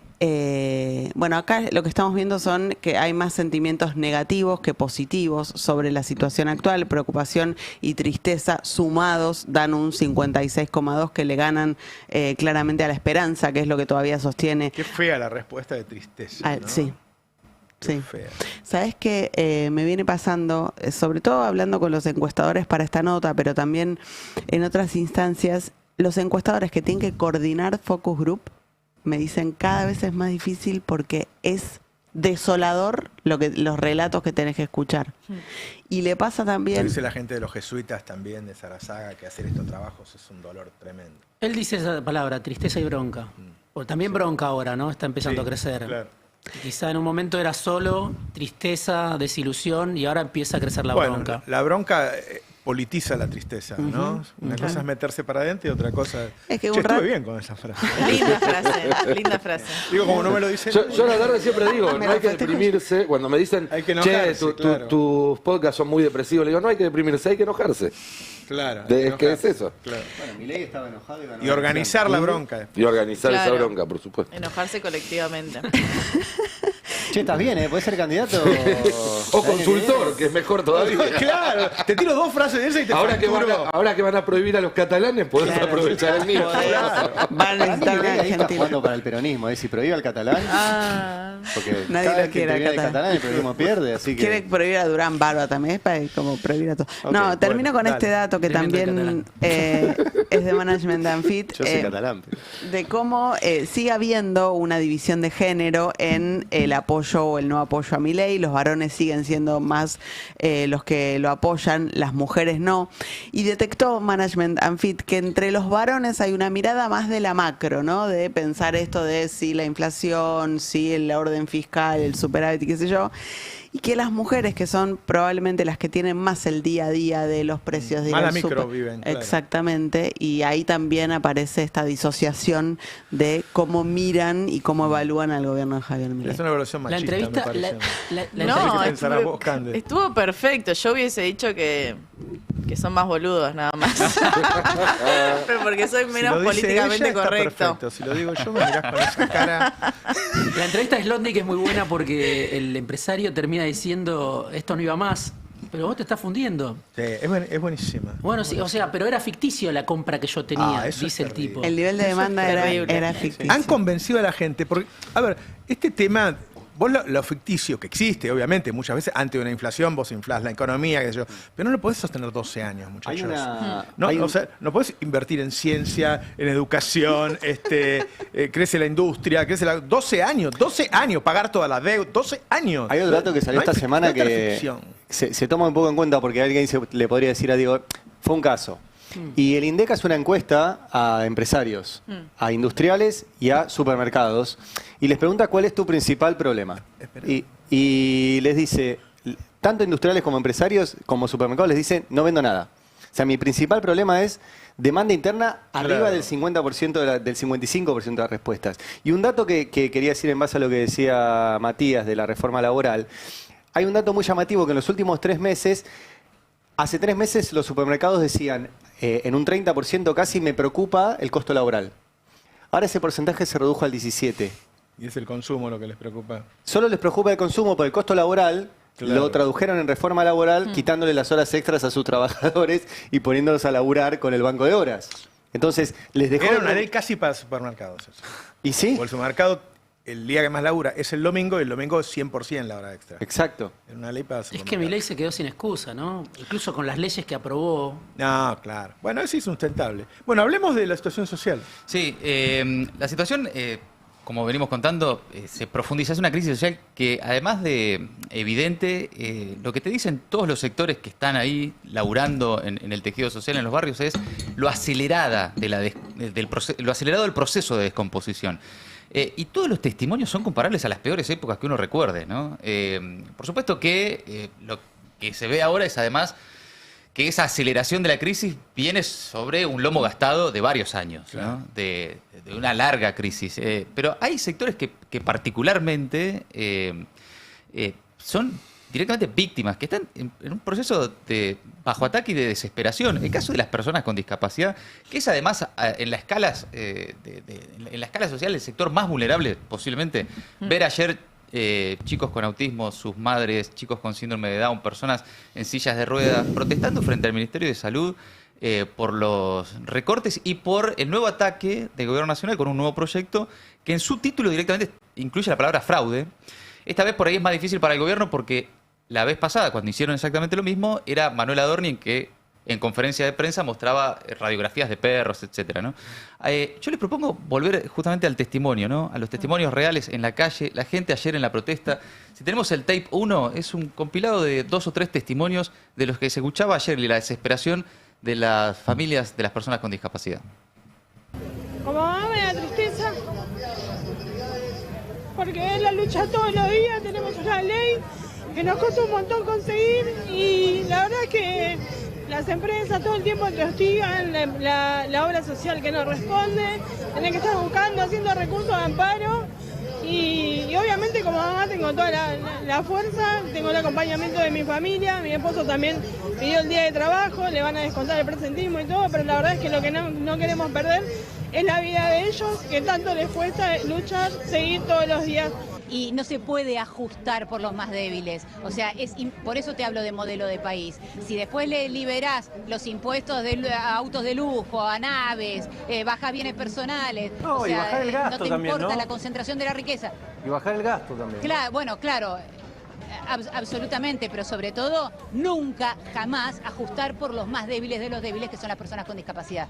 El Estado no está mandando los fondos, los centros de día, no damos más a la población, porque en realidad las autoridades, el presidente, no nos escuchan. Entonces tomemos conciencia, los que quedan en la calle son los chicos con discapacidad, gente que no puede moverse, gente, no sé, despertemos no, porque es gravísimo lo que está pasando. Bueno, y hay algo que se escucha mucho también en las últimas protestas y en la calle, que es, que despertemos, ¿no? Hay como una convocatoria, ya ni siquiera que los escuche el gobierno, sino que los escuche la sociedad. Eso veo que es algo que se empieza a repetir en muchos de los testimonios que se recolectan en la calle de qué nos está pasando, qué pasa, que no sucede nada, ¿no? En las protestas de jubilados. Muchísimo está esa pregunta. ¿Qué ¿Qué pasa? hacemos, Roberto? ¿Qué pasa que no pasa nada? Exacto. Y sobre eso, por eso también el estado anímico, ¿no? No solo la crisis económica y social, sino cómo eso va configurando también una crisis anímica en todos los sentidos, ¿no? Y la expectativa que algún sector de la sociedad tiene todavía de ser convocados. Porque también, viste esto de está todo roto por abajo. Bueno, no necesariamente. De hecho, si no está todo roto por abajo, es porque ahí todavía subsisten algunas redes de contención y disposición a ser convocados. Lo que pasa es que, bueno, también, ¿no? Todavía es como medio difusa Hay una charla en el peronismo de decir apaguemos cualquier fuego que se produzca, el peronismo no puede quedar como el responsable de la caída de este tipo, que quede otro, nosotros no solo no calentemos las cosas, sino que apaguemos cualquier fuego que ande dando vueltas. ¿Pero quién dice eso, Pichetto? No. Bueno, se aprendió un poco en la elección del año pasado, ¿no? Donde el peronismo pagó un costo electoral muy alto por subirse a un discurso que, si bien no era golpista como denuncia el gobierno, de alguna manera decía, bueno, que se termine rápido y pasemos a lo siguiente. Y la gente dijo, no, que se termine rápido, no, que se termine en una forma en la cual yo no esté arriba del avión cuando choque. Digo porque la gente está buscando por ahí alguien que organice ese descontento. ¿Para qué? Habrá que ver cada uno. Y ahí hay una decisión política que se habla entre todos. Yo no lo vi al peronismo en ese tono en la campaña. No vi al peronismo durante la campaña de 2000. Había una versión de Schiaretti diciendo eso, que ¿no? No, Schiaretti sí, pero son más palaciegos. Más palaciegos. Los dirigentes de lo que era el Frente de Todo, Fuerza Patria, no vi a nadie diciendo esto se tiene que terminar ahora en esta elección. No, pero decían, esperemos a después de la elección, como dando a entender que la elección iba a marcar un punto en el gobierno de Milei que ellos no habían marcado anteriormente. El tema es que si vos no podés representar el malestar y no podés dar una opción de alternativa que tiene que ver con cuestiones básicas en relación a las personas con discapacidad, a los jubilados, a las universidades y al fin y al cabo a qué proyecto de país tenés, digo, si tu propuesta es simplemente presentarte a las elecciones y decir, bueno, ellos son peores que yo, no sé, me parece que no puede encauzar justamente el descontento. Ir a la calle y manifestarse con las personas, estar dentro de esas filas. Bueno, Grabois lo hace. Sí, Grabois lo hace. Ayer un diputado me decía, y 2 veces aprobamos el proyecel de emergencia en discapacidad, después rechazamos el veto, lo mismo con las universidades y demás. También está medio roto el sistema, ¿no? Porque estos proyectos, las personas con discapacidad están protestando hoy en la calle después de haber protestado durante 2 años, de haber conseguido 2 veces un proyecto de ley.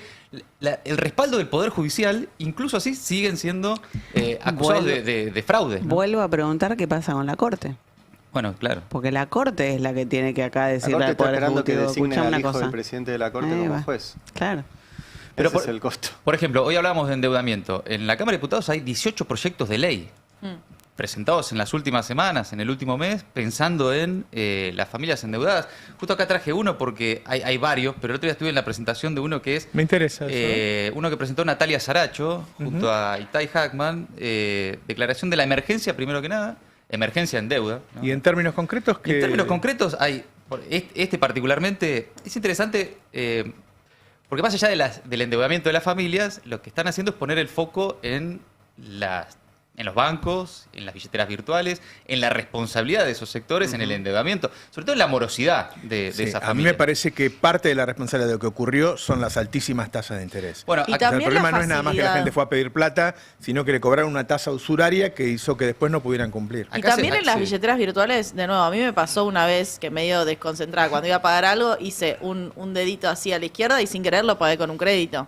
Digo, no fue a propósito, apretás un botón y te endeudás. Me pasó el otro día queriendo pagar el gas. Digo, hay una responsabilidad de la aplicación, no puede ser tan fácil. Tenés que apretar por lo menos 2 botones para confirmar que querés tomar un crédito. Está bien en un café, no importa, te pero... ofrece, ¿querés pagar esto con plata prestada? Exacto. Y hay un cosito aunque ahí. tengas plata en tu cuenta. Aunque tengas plata en tu cuenta. Es Además, un swipe. Se aprovechan de los sectores más vulnerables. Ayer hablamos con una mamá que resume un poco todo lo que está contando Mati, que es la mamá de una nena que ahora tiene 16, a los 14, tenía 14 cuando se murió Milei, tiene lupus, le sacaron la medicación que ella necesita todos los meses, le quitaron la pensión por discapacidad que necesita, y en un momento le preguntamos cómo hace para pagar, y dice, me endeudé.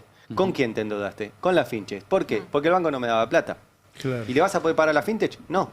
Claro. Por algo el banco no le daba plata. Bueno, el otro día también charlando en la presentación justamente de este proyecto con una mujer ahí de la 2124, de la Villa 2124, dice, nos dicen que no tenemos educación financiera y que por eso, nada, como si fueran errores personales de administración personal y no un drama colectivo. Claro. Pero no es educación financiera no tener a las 3 de la mañana la guita que necesitas para comprarle el medicamento a tu pibe que esa noche no para de toser, salís, te endeudás con lo que tenés a mano. Y lo que tenés a mano en el barrio es el tranza.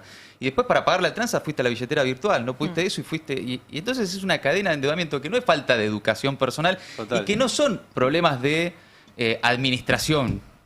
Es un sistema. Si te son las falta tasas de siempre. interés, es la desregulación en las tasas de interés que impulsó. Las grandes crisis de la Sturzenegger. historia, la usura hizo cualquier cantidad de plata. Bueno, acá estos proyectos es interesante porque, además de pensar en las personas endeudadas, están proponiendo una auditoría, por ejemplo, una auditoría integral de cada deuda para evaluar la legalidad, la transparencia, el respaldo documental, las tasas, los cargos aplicados y potencial existencia de cláusulas abusivas. Es decir, ¿Por qué también puede Mercado Libre cobrar una tasa del 500%? Eso tiene que tener una regulación. Pero claro. El Estado tiene que cuidar a la gente. Porque también ayer te escuché que alguien decía estatizar esas deudas. Sí. Pero eso también es hacerle un favor. Claro. Sí, claro. A esas billeteras, a esos bancos, que el Estado se haga cargo de la que ellos tienen que cobrar. ¿no? Tenés que hacerle cargo vos de la tasa que le cobraste a esas personas. El problema es que en el momento, no creo que un juez te dé la razón, porque no hay nada que se lo prohíba. Pero también es cierto que si, pensando en el próximo gobierno, si vos te vas a plantear ante el FMI diciendo, la verdad es que esta deuda no debe pagarse, por lo menos no en estas condiciones, porque fue brindada en condiciones ilegales, inmorales, injustas y demás. Bueno, el mismo argumento tiene el que se endeudó de forma quizás engañado o sin conocer bien las condiciones con una fintech, y por coherencia ese mismo gobierno tiene que decirle a la fintech, miren, estas personas no le pueden pagar esa deuda. Es responsabilidad del acreedor. Vean cómo... Existe como concepto, digo, si vos le das una deuda a alguien que no te la puede pagar, vos tenés responsabilidad en haberle dado ese crédito. Es tu responsabilidad dentro de ese contrato entre privados. Y sirve para el individual y sirve para la Argentina. Es que es un tema micro que está jugando la macro, porque asume un nuevo gobierno y quiere empezar a mover la economía con todo el país endeudado y no va a poder, haga lo que haga. Entonces hay que dar una solución. ¿Se acuerdan cuando en la pandemia apareció el IFE? Sí. Gran parte del IFE iba también a pagar deuda. Claro. La gente agarraba una plata, la plata que le entraba, y cancelaba deudas, pensando en lo que pueda llegar a ser un futuro Galperín gobierno. es el gran usurero nacional. Tiene un una tipo ley... que presta tasa de hasta 1000%. Hay unos cuantos igual. Yo hice varias cuentas además, porque compra y te ofrecen las cuotas y las miro yo, ¿viste? A ver la tasa y no es siempre la misma. No. Cambia todo el tiempo. Para el mismo persona, porque viste que la hacen para distintas personas. Claro, y cambia depende todo el de la tiempo. Los precios de los productos también cambian.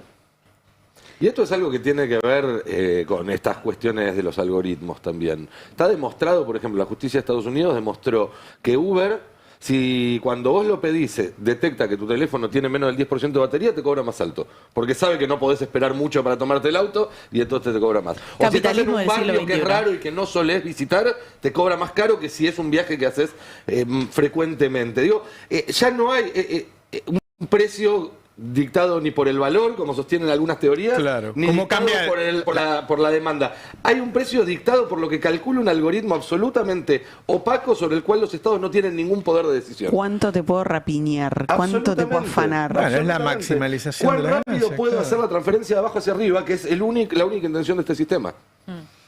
No, ¿y quién va a pagar Eso cambia la regla de economía, eso que estás contando, ¿no? Es otra cosa. Sí, sí. Y porque no hay competencia perfecta, básicamente. Y obliga a pensar soluciones sistémicas. Esto no se soluciona. Bueno, yendo al estaticemos síntoma. Mercado Libre. Bueno, no, pero vos podés asociarte con Brasil, que armó Pix, mientras además Mercado Libre hace grandes negocios, porque esto no es Estado contra privados, es cómo encontrar una ecuación que funcione. Brasil encontró una ecuación que por lo menos funciona mejor que esta. Bueno, a lo mejor en vez de empezar algo de cero, hay que hablar con Lula y decirle, apliquemos Pix en la Argentina. No, armemos podemos un hacer bloque nuestro propio regional, Pix. o podemos hacer lo que sea más Nuestro útil. Banco Central puede tener su propia plataforma y su propia billetera, no tenemos que tener la brasilera. Lo que sea más útil, la verdad, yo no lo sé, que se encargue gente que sabe del tema, pero a lo que voy es que lo que no podemos ir teniendo es este sistema en el cual el Estado es un gabinete esto, Eso seguro. Es un gabinete.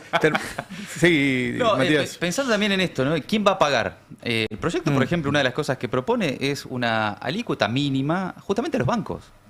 Mínima, una alícuota mínima para financiar el alivio a esas personas que hoy están endeudadas, que por supuesto no es perdonarles la deuda, que al final no paguen nada, que el Estado se haga cargo, pero bueno, alguien tiene que pagarlo. Si esas personas no pueden, también hay una corresponsabilidad y pensar en algo de lo que también se está conversando, que es en definitiva, cuando todo esto cambie, bueno, hay muchas cosas para reparar, ¿quién va a pagar esa reparación?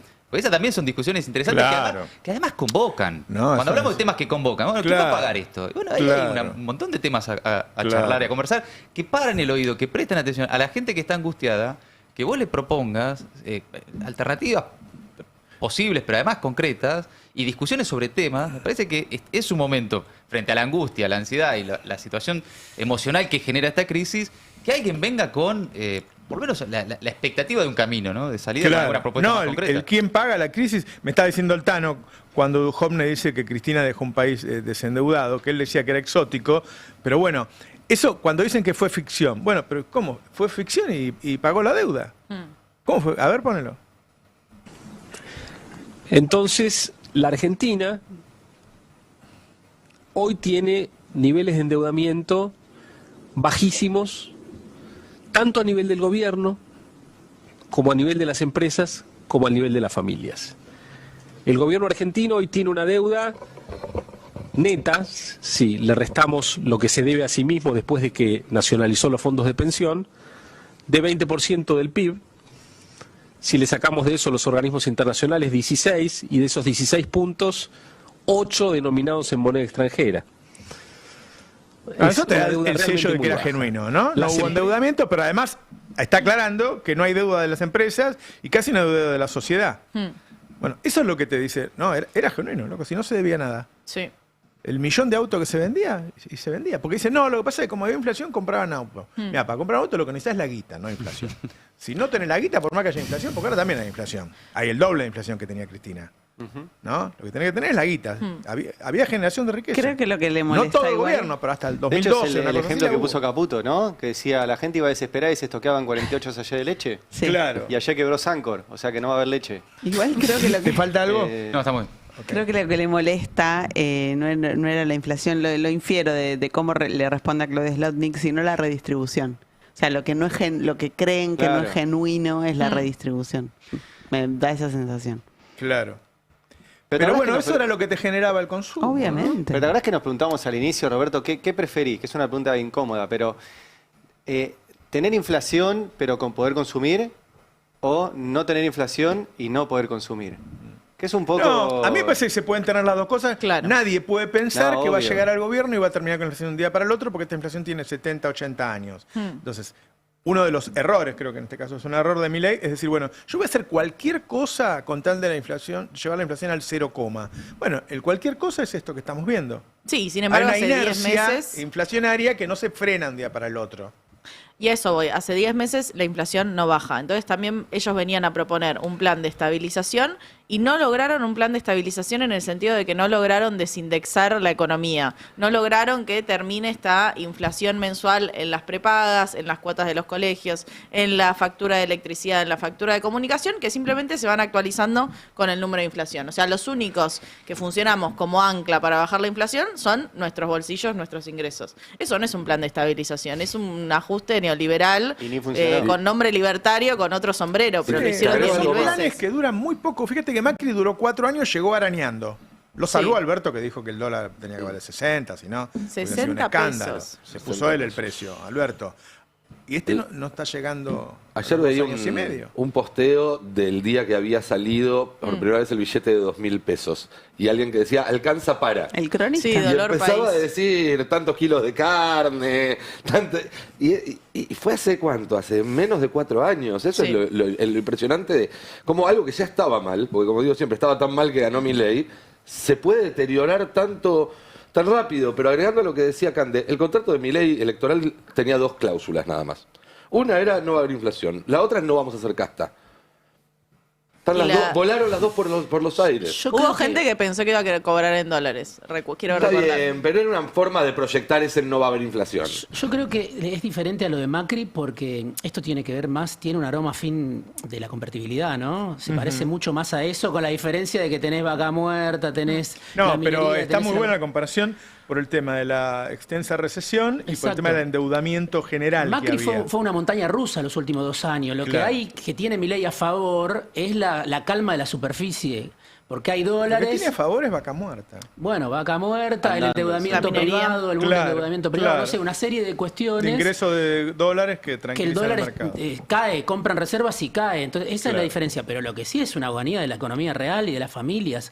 Y eso es muy parecido 97, Así 98, es. 99, Esto 2000, me parece 2001. más grave en la situación actual. Sí, más ¿no? precipitado, porque Más Menem duró precipitado. 10 Es como un años. menemismo, Fue pero- vertiginoso Este esto. lleva Muy dos Un años. menemismo rápido. Un menemismo en 2X. Sí, y se ve esa transformación. En los números de actividad económica lo que se muestra es eso. O sea, el número general es negativo, que es esa caída del 2,1%, pero vos hacés doble clic y ves el informe y decís, bueno, sigue esa transformación de la economía donde la industria y la construcción parecen no encontrar piso. Digo, y la crisis que están teniendo en niveles que no se logran recomponer incluso cuando el año de comparación es malo. Y vos ves que lo que crece es el agro, la minería, la intermediación financiera. Esas son las constantes. El tema es que la minería, la intermediación financiera destruyen puestos de trabajo. O sea, expulsan gente del mercado laboral. Y la industria y el comercio y la construcción, que son los que normalmente dan laburo, bueno, en destrucción total. Entonces la perspectiva de ahí es, ¿qué se hace con esto? Porque vos no levantás una industria de la noche a la mañana tampoco. Vos podés tener un proyecto y demás, pero una planta que se cierra no se abre al otro día. Todos esos trabajadores que salen, que tenían una calificación especial, pienso en los trabajadores de FATE, que sabían muy bien hacer su trabajo dentro de una fábrica de neumáticos. ¿A dónde se van? Digo, ¿dónde terminan y las esas aplicaciones capacidades? ya están en un punto de saturación, ya ni siquiera Rappi, Uber son una alternativa de ingresos. Y la venta ambulante, esta semana estuve charlando con vendedores ambulantes, todos te dicen lo mismo, cayó la venta ambulante entre un 50 y un 70%. La venta de alfajores en la calle, pañuelitos, Sí, que generalmente son cosas baratas que la gente... que al paso las compras, Claro. al margen de la persecución que están sufriendo en la Iba a ciudad de decir. Buenos Aires, ¿no? Además, de que no Sí. les permiten vender y Qué les locura incautan las lo paltas. de Jorge Macri. Ahora Che, hay otro estoy desalojo en viendo la algo patronal. muy impresionante. Viste que va a estar Colapinto el domingo y yo vivo ahí. Hay una cantidad de dinero. Alguno dice que lo paga Mercado Libre. Vamos a ver, yo creo que hay que averiguar quién está pagando eso. Porque están organizando como si fuera... No es una carrera de Fórmula 1, les aviso por si alguno está confundido. Va a pasar Colapinto y no sé si alguno más. Y no van a correr contra nadie, van a pasar por ahí nada más. Pero la cantidad de carpas y de la movilización gigantesca de autoparlantes... Digo, hace poco me enteré de un periodista conocido que organizó un acto y gastó un dineral me decía, yo no pensé que iba a gastar tanto, qué sé yo, por un acto chiquitito. Estaba tratando de hacer la cuenta y yo no sé si no se van a gastar un palo verde o más en hacer esto para que Colapinto pase. ¿Qué va a pasar? Un par de veces. Que Lo vas a ver una fracción de segundo. Sí, obvio. No, y hay mucho enojo en la Feria del Libro, porque impide el acceso a la Feria del Libro en el fin de semana de más inauguración de la feria. Claro. Hay autores que están levantando la Y eso que el presentación libro de su sobre libro. Colapinto. Bueno, hay Pero autores que además es falta de coordinación. Que tampoco es fan. Porque lo organiza el mismo gobierno de la ciudad. Colapinto. ¿Ah, sí? Hay biografía de Colapinto, hay biografía Pero de Colapinto claro. para niños. Es como un boom editorial Colapinto que tiene, que no sé cuántos años tiene, 20 y pocos. 4, creo. Y no hizo mucho, digamos. Ahí. Bueno, Sí, la culpa no es va a llegar a la Colapinto. Fórmula 1. La culpa no es Es un Colapinto. montón. Hizo mérito. No, es un montón. No. Como Bueno. vos, el Me parece libro de un Messi montón. en su momento y los dibujitos Claro. de Dieguito Maradona cuando éramos chicos. Pero Ese Messi no es el ganó punto. todo. El punto es que hay un gobierno de la ciudad más linda del mundo, como dicen ellos. Yo coincido, Buenos Aires Es lindísima la ciudad. potencialmente la ciudad más linda del mundo. No está en Ellos su la están mejor haciendo momento. mierda desde hace 20 años. A pesar de ello, se la ciudad más linda. You have one show, como se dice ahora, ¿no? Tenés la Feria del Libro, que es uno de los 2, 3 eventos más importantes del año culturales. Y tenés esto que va a ser un espectáculo masivo también de lo más importante del año. ¿No En la podés misma más fecha. o menos fijarte cómo hacer para que no se pisen? Desviar el auto por otra calle, hacer la entrada de la feria por otra entrada, no sé, pero es una ciudad lo suficientemente grande como para poder hacer las dos cosas al mismo tiempo, si tuviera alguien eficiente a cargo, ¿no? No, un tipo que vive diciendo que ajustan esto, que ajustan otro, que gaste ese dineral. Ya te digo, está gastando. Lo que yo vi es como que estuviera gastando para una carrera de Fórmula 1, que después te da ingresos la carrera, ¿no? Sí, claro. Esto yo no creo que los europeos vayan a ver cómo pasa Colapinto por casa. ¿Qué sé yo? No, y de hecho debe ser un muy buen negocio privado porque hay algunos lo stands es. Claro. que hay algunos lugares que vos vas y lo ves pasar. Te acercás a la calle y va a pasar el auto. Pero hay algunos lugares que paga por ver. Sí, y se hay paga asientos mucha VIP. guita. Yo tengo un balcón. Hay plateas VIP. Alquilar. ¿Cuántos asientos podés meter? Óyeme, ¿A qué hora caemos? ¿Qué llevamos? Mis hijas lo quieren ver a Colapinto. Yo lo voy a llevar a la calle. a la casa de Roberto. Pero yo me voy a ir porque la gente me va a hinchar las pelotas ahí. No voy a poder Bueno, dejanos la llave, te cuidamos todos. Hacemos un asado y lo vemos a Contestamos Colapinto. Decile a chats, Noé. hacemos- Lavamos los vasos. No, podés transmitir pasa desde ahí. nada. Vamos a conversar. Va a ser un buen número si transmitís desde ahí y comentás la carrera. No, no quiero. En vez de responder sobre el dólar, los candidatos, qué sé yo, contás Necesitamos cómo, rating, ¿no? cómo gira el Bueno, lo voy a cosito. pensar. Si hay rating, esa palabra me tocó el corazón. Eso te digo, va a medir. Señor Roberto Navarro, están buscando entrada para el señor Colapinto. Alejandro Domínguez. ¿Cómo le va, señor Roberto? Muy buenos días, buenos mediodías para Argentina. ¿Usted podría hacerme la intermediación de la renta de mi balcón? Ya, señor, le acabo de vender un cuarto del balcón. ¿Ya? $250.000 puede ser. Ya está vendido, bueno, era un precio un poco más caro el que lo vendí. Bien. Me quedo con la mía, señor. Me quedo con la mía. Si no, como quiere que... Bueno, ¿qué ubicaciones estaban buscando? Díganme. Y premium, ¿no? Yo quiero en el balcón de Navarro. El balcón de Navarro ya, bueno, ¿cuánta gente puede entrar ahí? No se puede. Bueno, ¿quieren subirse al auto? Parados unos cuantos. Uno arriba del otro. Si querés usar la reposera ya es una Ya, cosa. escalera. ¿Quieren ir arriba del auto de Colapinto? Sí. Ya, yo tengo un lugar en el acompañante y también adentro del motor. ¿Tiene acompañante Ay, acompañante. el auto de Sí, Colapinto? tuvimos que ampliar un poco el auto, pero ya, Colapinto no se dio ni cuenta. Ya, señor. Y Claro, por eso anda lento. bueno, averiguaré. ¿A Ya, cuánto? señor. ¿A cuánto el acompañante? Bueno, a usted se lo doy gratis. ¡Apa! Otro más, son todos iguales. No, espera, no. ¿Tuviste con Mauricio? No, ¿qué Mauricio? ¿El que nos inventó los servicios? Sí, ese. Ya, sí, estuvimos hablando de la hidrovía. Ya. Estamos negociando Tarde, varias amigo. cosas. Ya llegamos tarde. Tarde, Ya. pero- Pero Tuve nunca es tarde para un dato de Alejandro. ayer de la hidrovía. Epa. No, bueno, después. Ah, bueno, no, dígalo. No. Lo que me interesa. Se metió la interna de Caputo y Karina en la hidrovía, pero bueno, lo de... Ya, no, yo mejor me rajo. Ya, sigan ustedes. Bueno, así Te que ustedes asustó. lo van a ir a ver a Colapinto. Yo banco mucho con Colapinto, lo estoy siguiendo, ¿eh? De verdad lo digo. ¿Ah, sí? Me parece que es un deportista argentino que está No, en, está bien. en lo está más bien. alto Yo de, lo que hablo de es su de la guita categoría. que va a gastar Jorge Macri. Por supuesto, que eso es lo que está bueno preguntarse. Y también la que está poniendo Galperín ahí, ¿no? Está poniendo el grande, ¿eh? sponsor. Está como uno de los sponsors principales. Pero es un evento que, claro, en el contexto es violento, porque lo que estamos viendo es desalojos todos los días, cada 30 horas en la ciudad de Buenos Aires, que Claro. a los tipos que venden paltas en la calle los llevan en cana, y bueno, y si el gobierno de la ciudad está poniendo ese presupuesto para un paseo de Colapinto por la ciudad, sí, claro, hay una A mí cuestión lo ahí. que me gustaría es que traigan la carrera acá. Sí, claro, Yo lo fui a ver al Lole. pero sería fantástico. Se quedó sin nada. Bueno, Yo estaba. ¿Estabas el día que se quedó sin nafta? Sí, Me claro, jodés. sí, sí. ¿Y qué una pasó? mala estrategia. ¿Eh? Lloré. No, ¿por qué se quedó sin Porque antes no se paraba a cargar nafta, Ari. Llegabas con el, sí, con el no aliento. sé, yo no sé nada de autos. No, esto de cargar nafta hace una década. ¿Es nuevo? No se paraba, ¿no? ¿Y qué calcularon mal? No, en la época de Reutemann te puedo asegurar No, que el auto, si no hubiera parado. Esa no llegué, pero yo empecé a ver en los 90 y ya había parada para cargar No nafta. se carga, no se paraba, no. En la época de Reutemann no. Se quedó sin nafta. Léelo. Claro, sí, conozco la historia, la conozco. Claro. Iba primero, eso quiero decir, ¿no? Así, no como- sé si toda la como carrera, Cars. pero durante Para mucho los tiempo. jóvenes, es como Fue el primero principio en de Cars. Argentina, Lole. Para los jóvenes. Para presidente le pasó lo mismo. Claro, se quedó sin nafta. Ahí creo que entró en el boxes y dijo, no salgo más, ya está, estoy cómodo acá. Vi algo que Limpiame no el puedo vidrio. contar. Vi algo que no puedo contar. Cierto, Bueno, nos tenemos que ir. Ya llega Adrián Murano con su verdad desafilada. Está muy afilado Adrián Murano. Che, mucha gente lo está viendo Adrián Murano también, ¿eh? Estoy muy contento con todo. Batalla Cultural, el programa de Nico. Está subiendo el número durante todo el día, así que estamos muy contentos.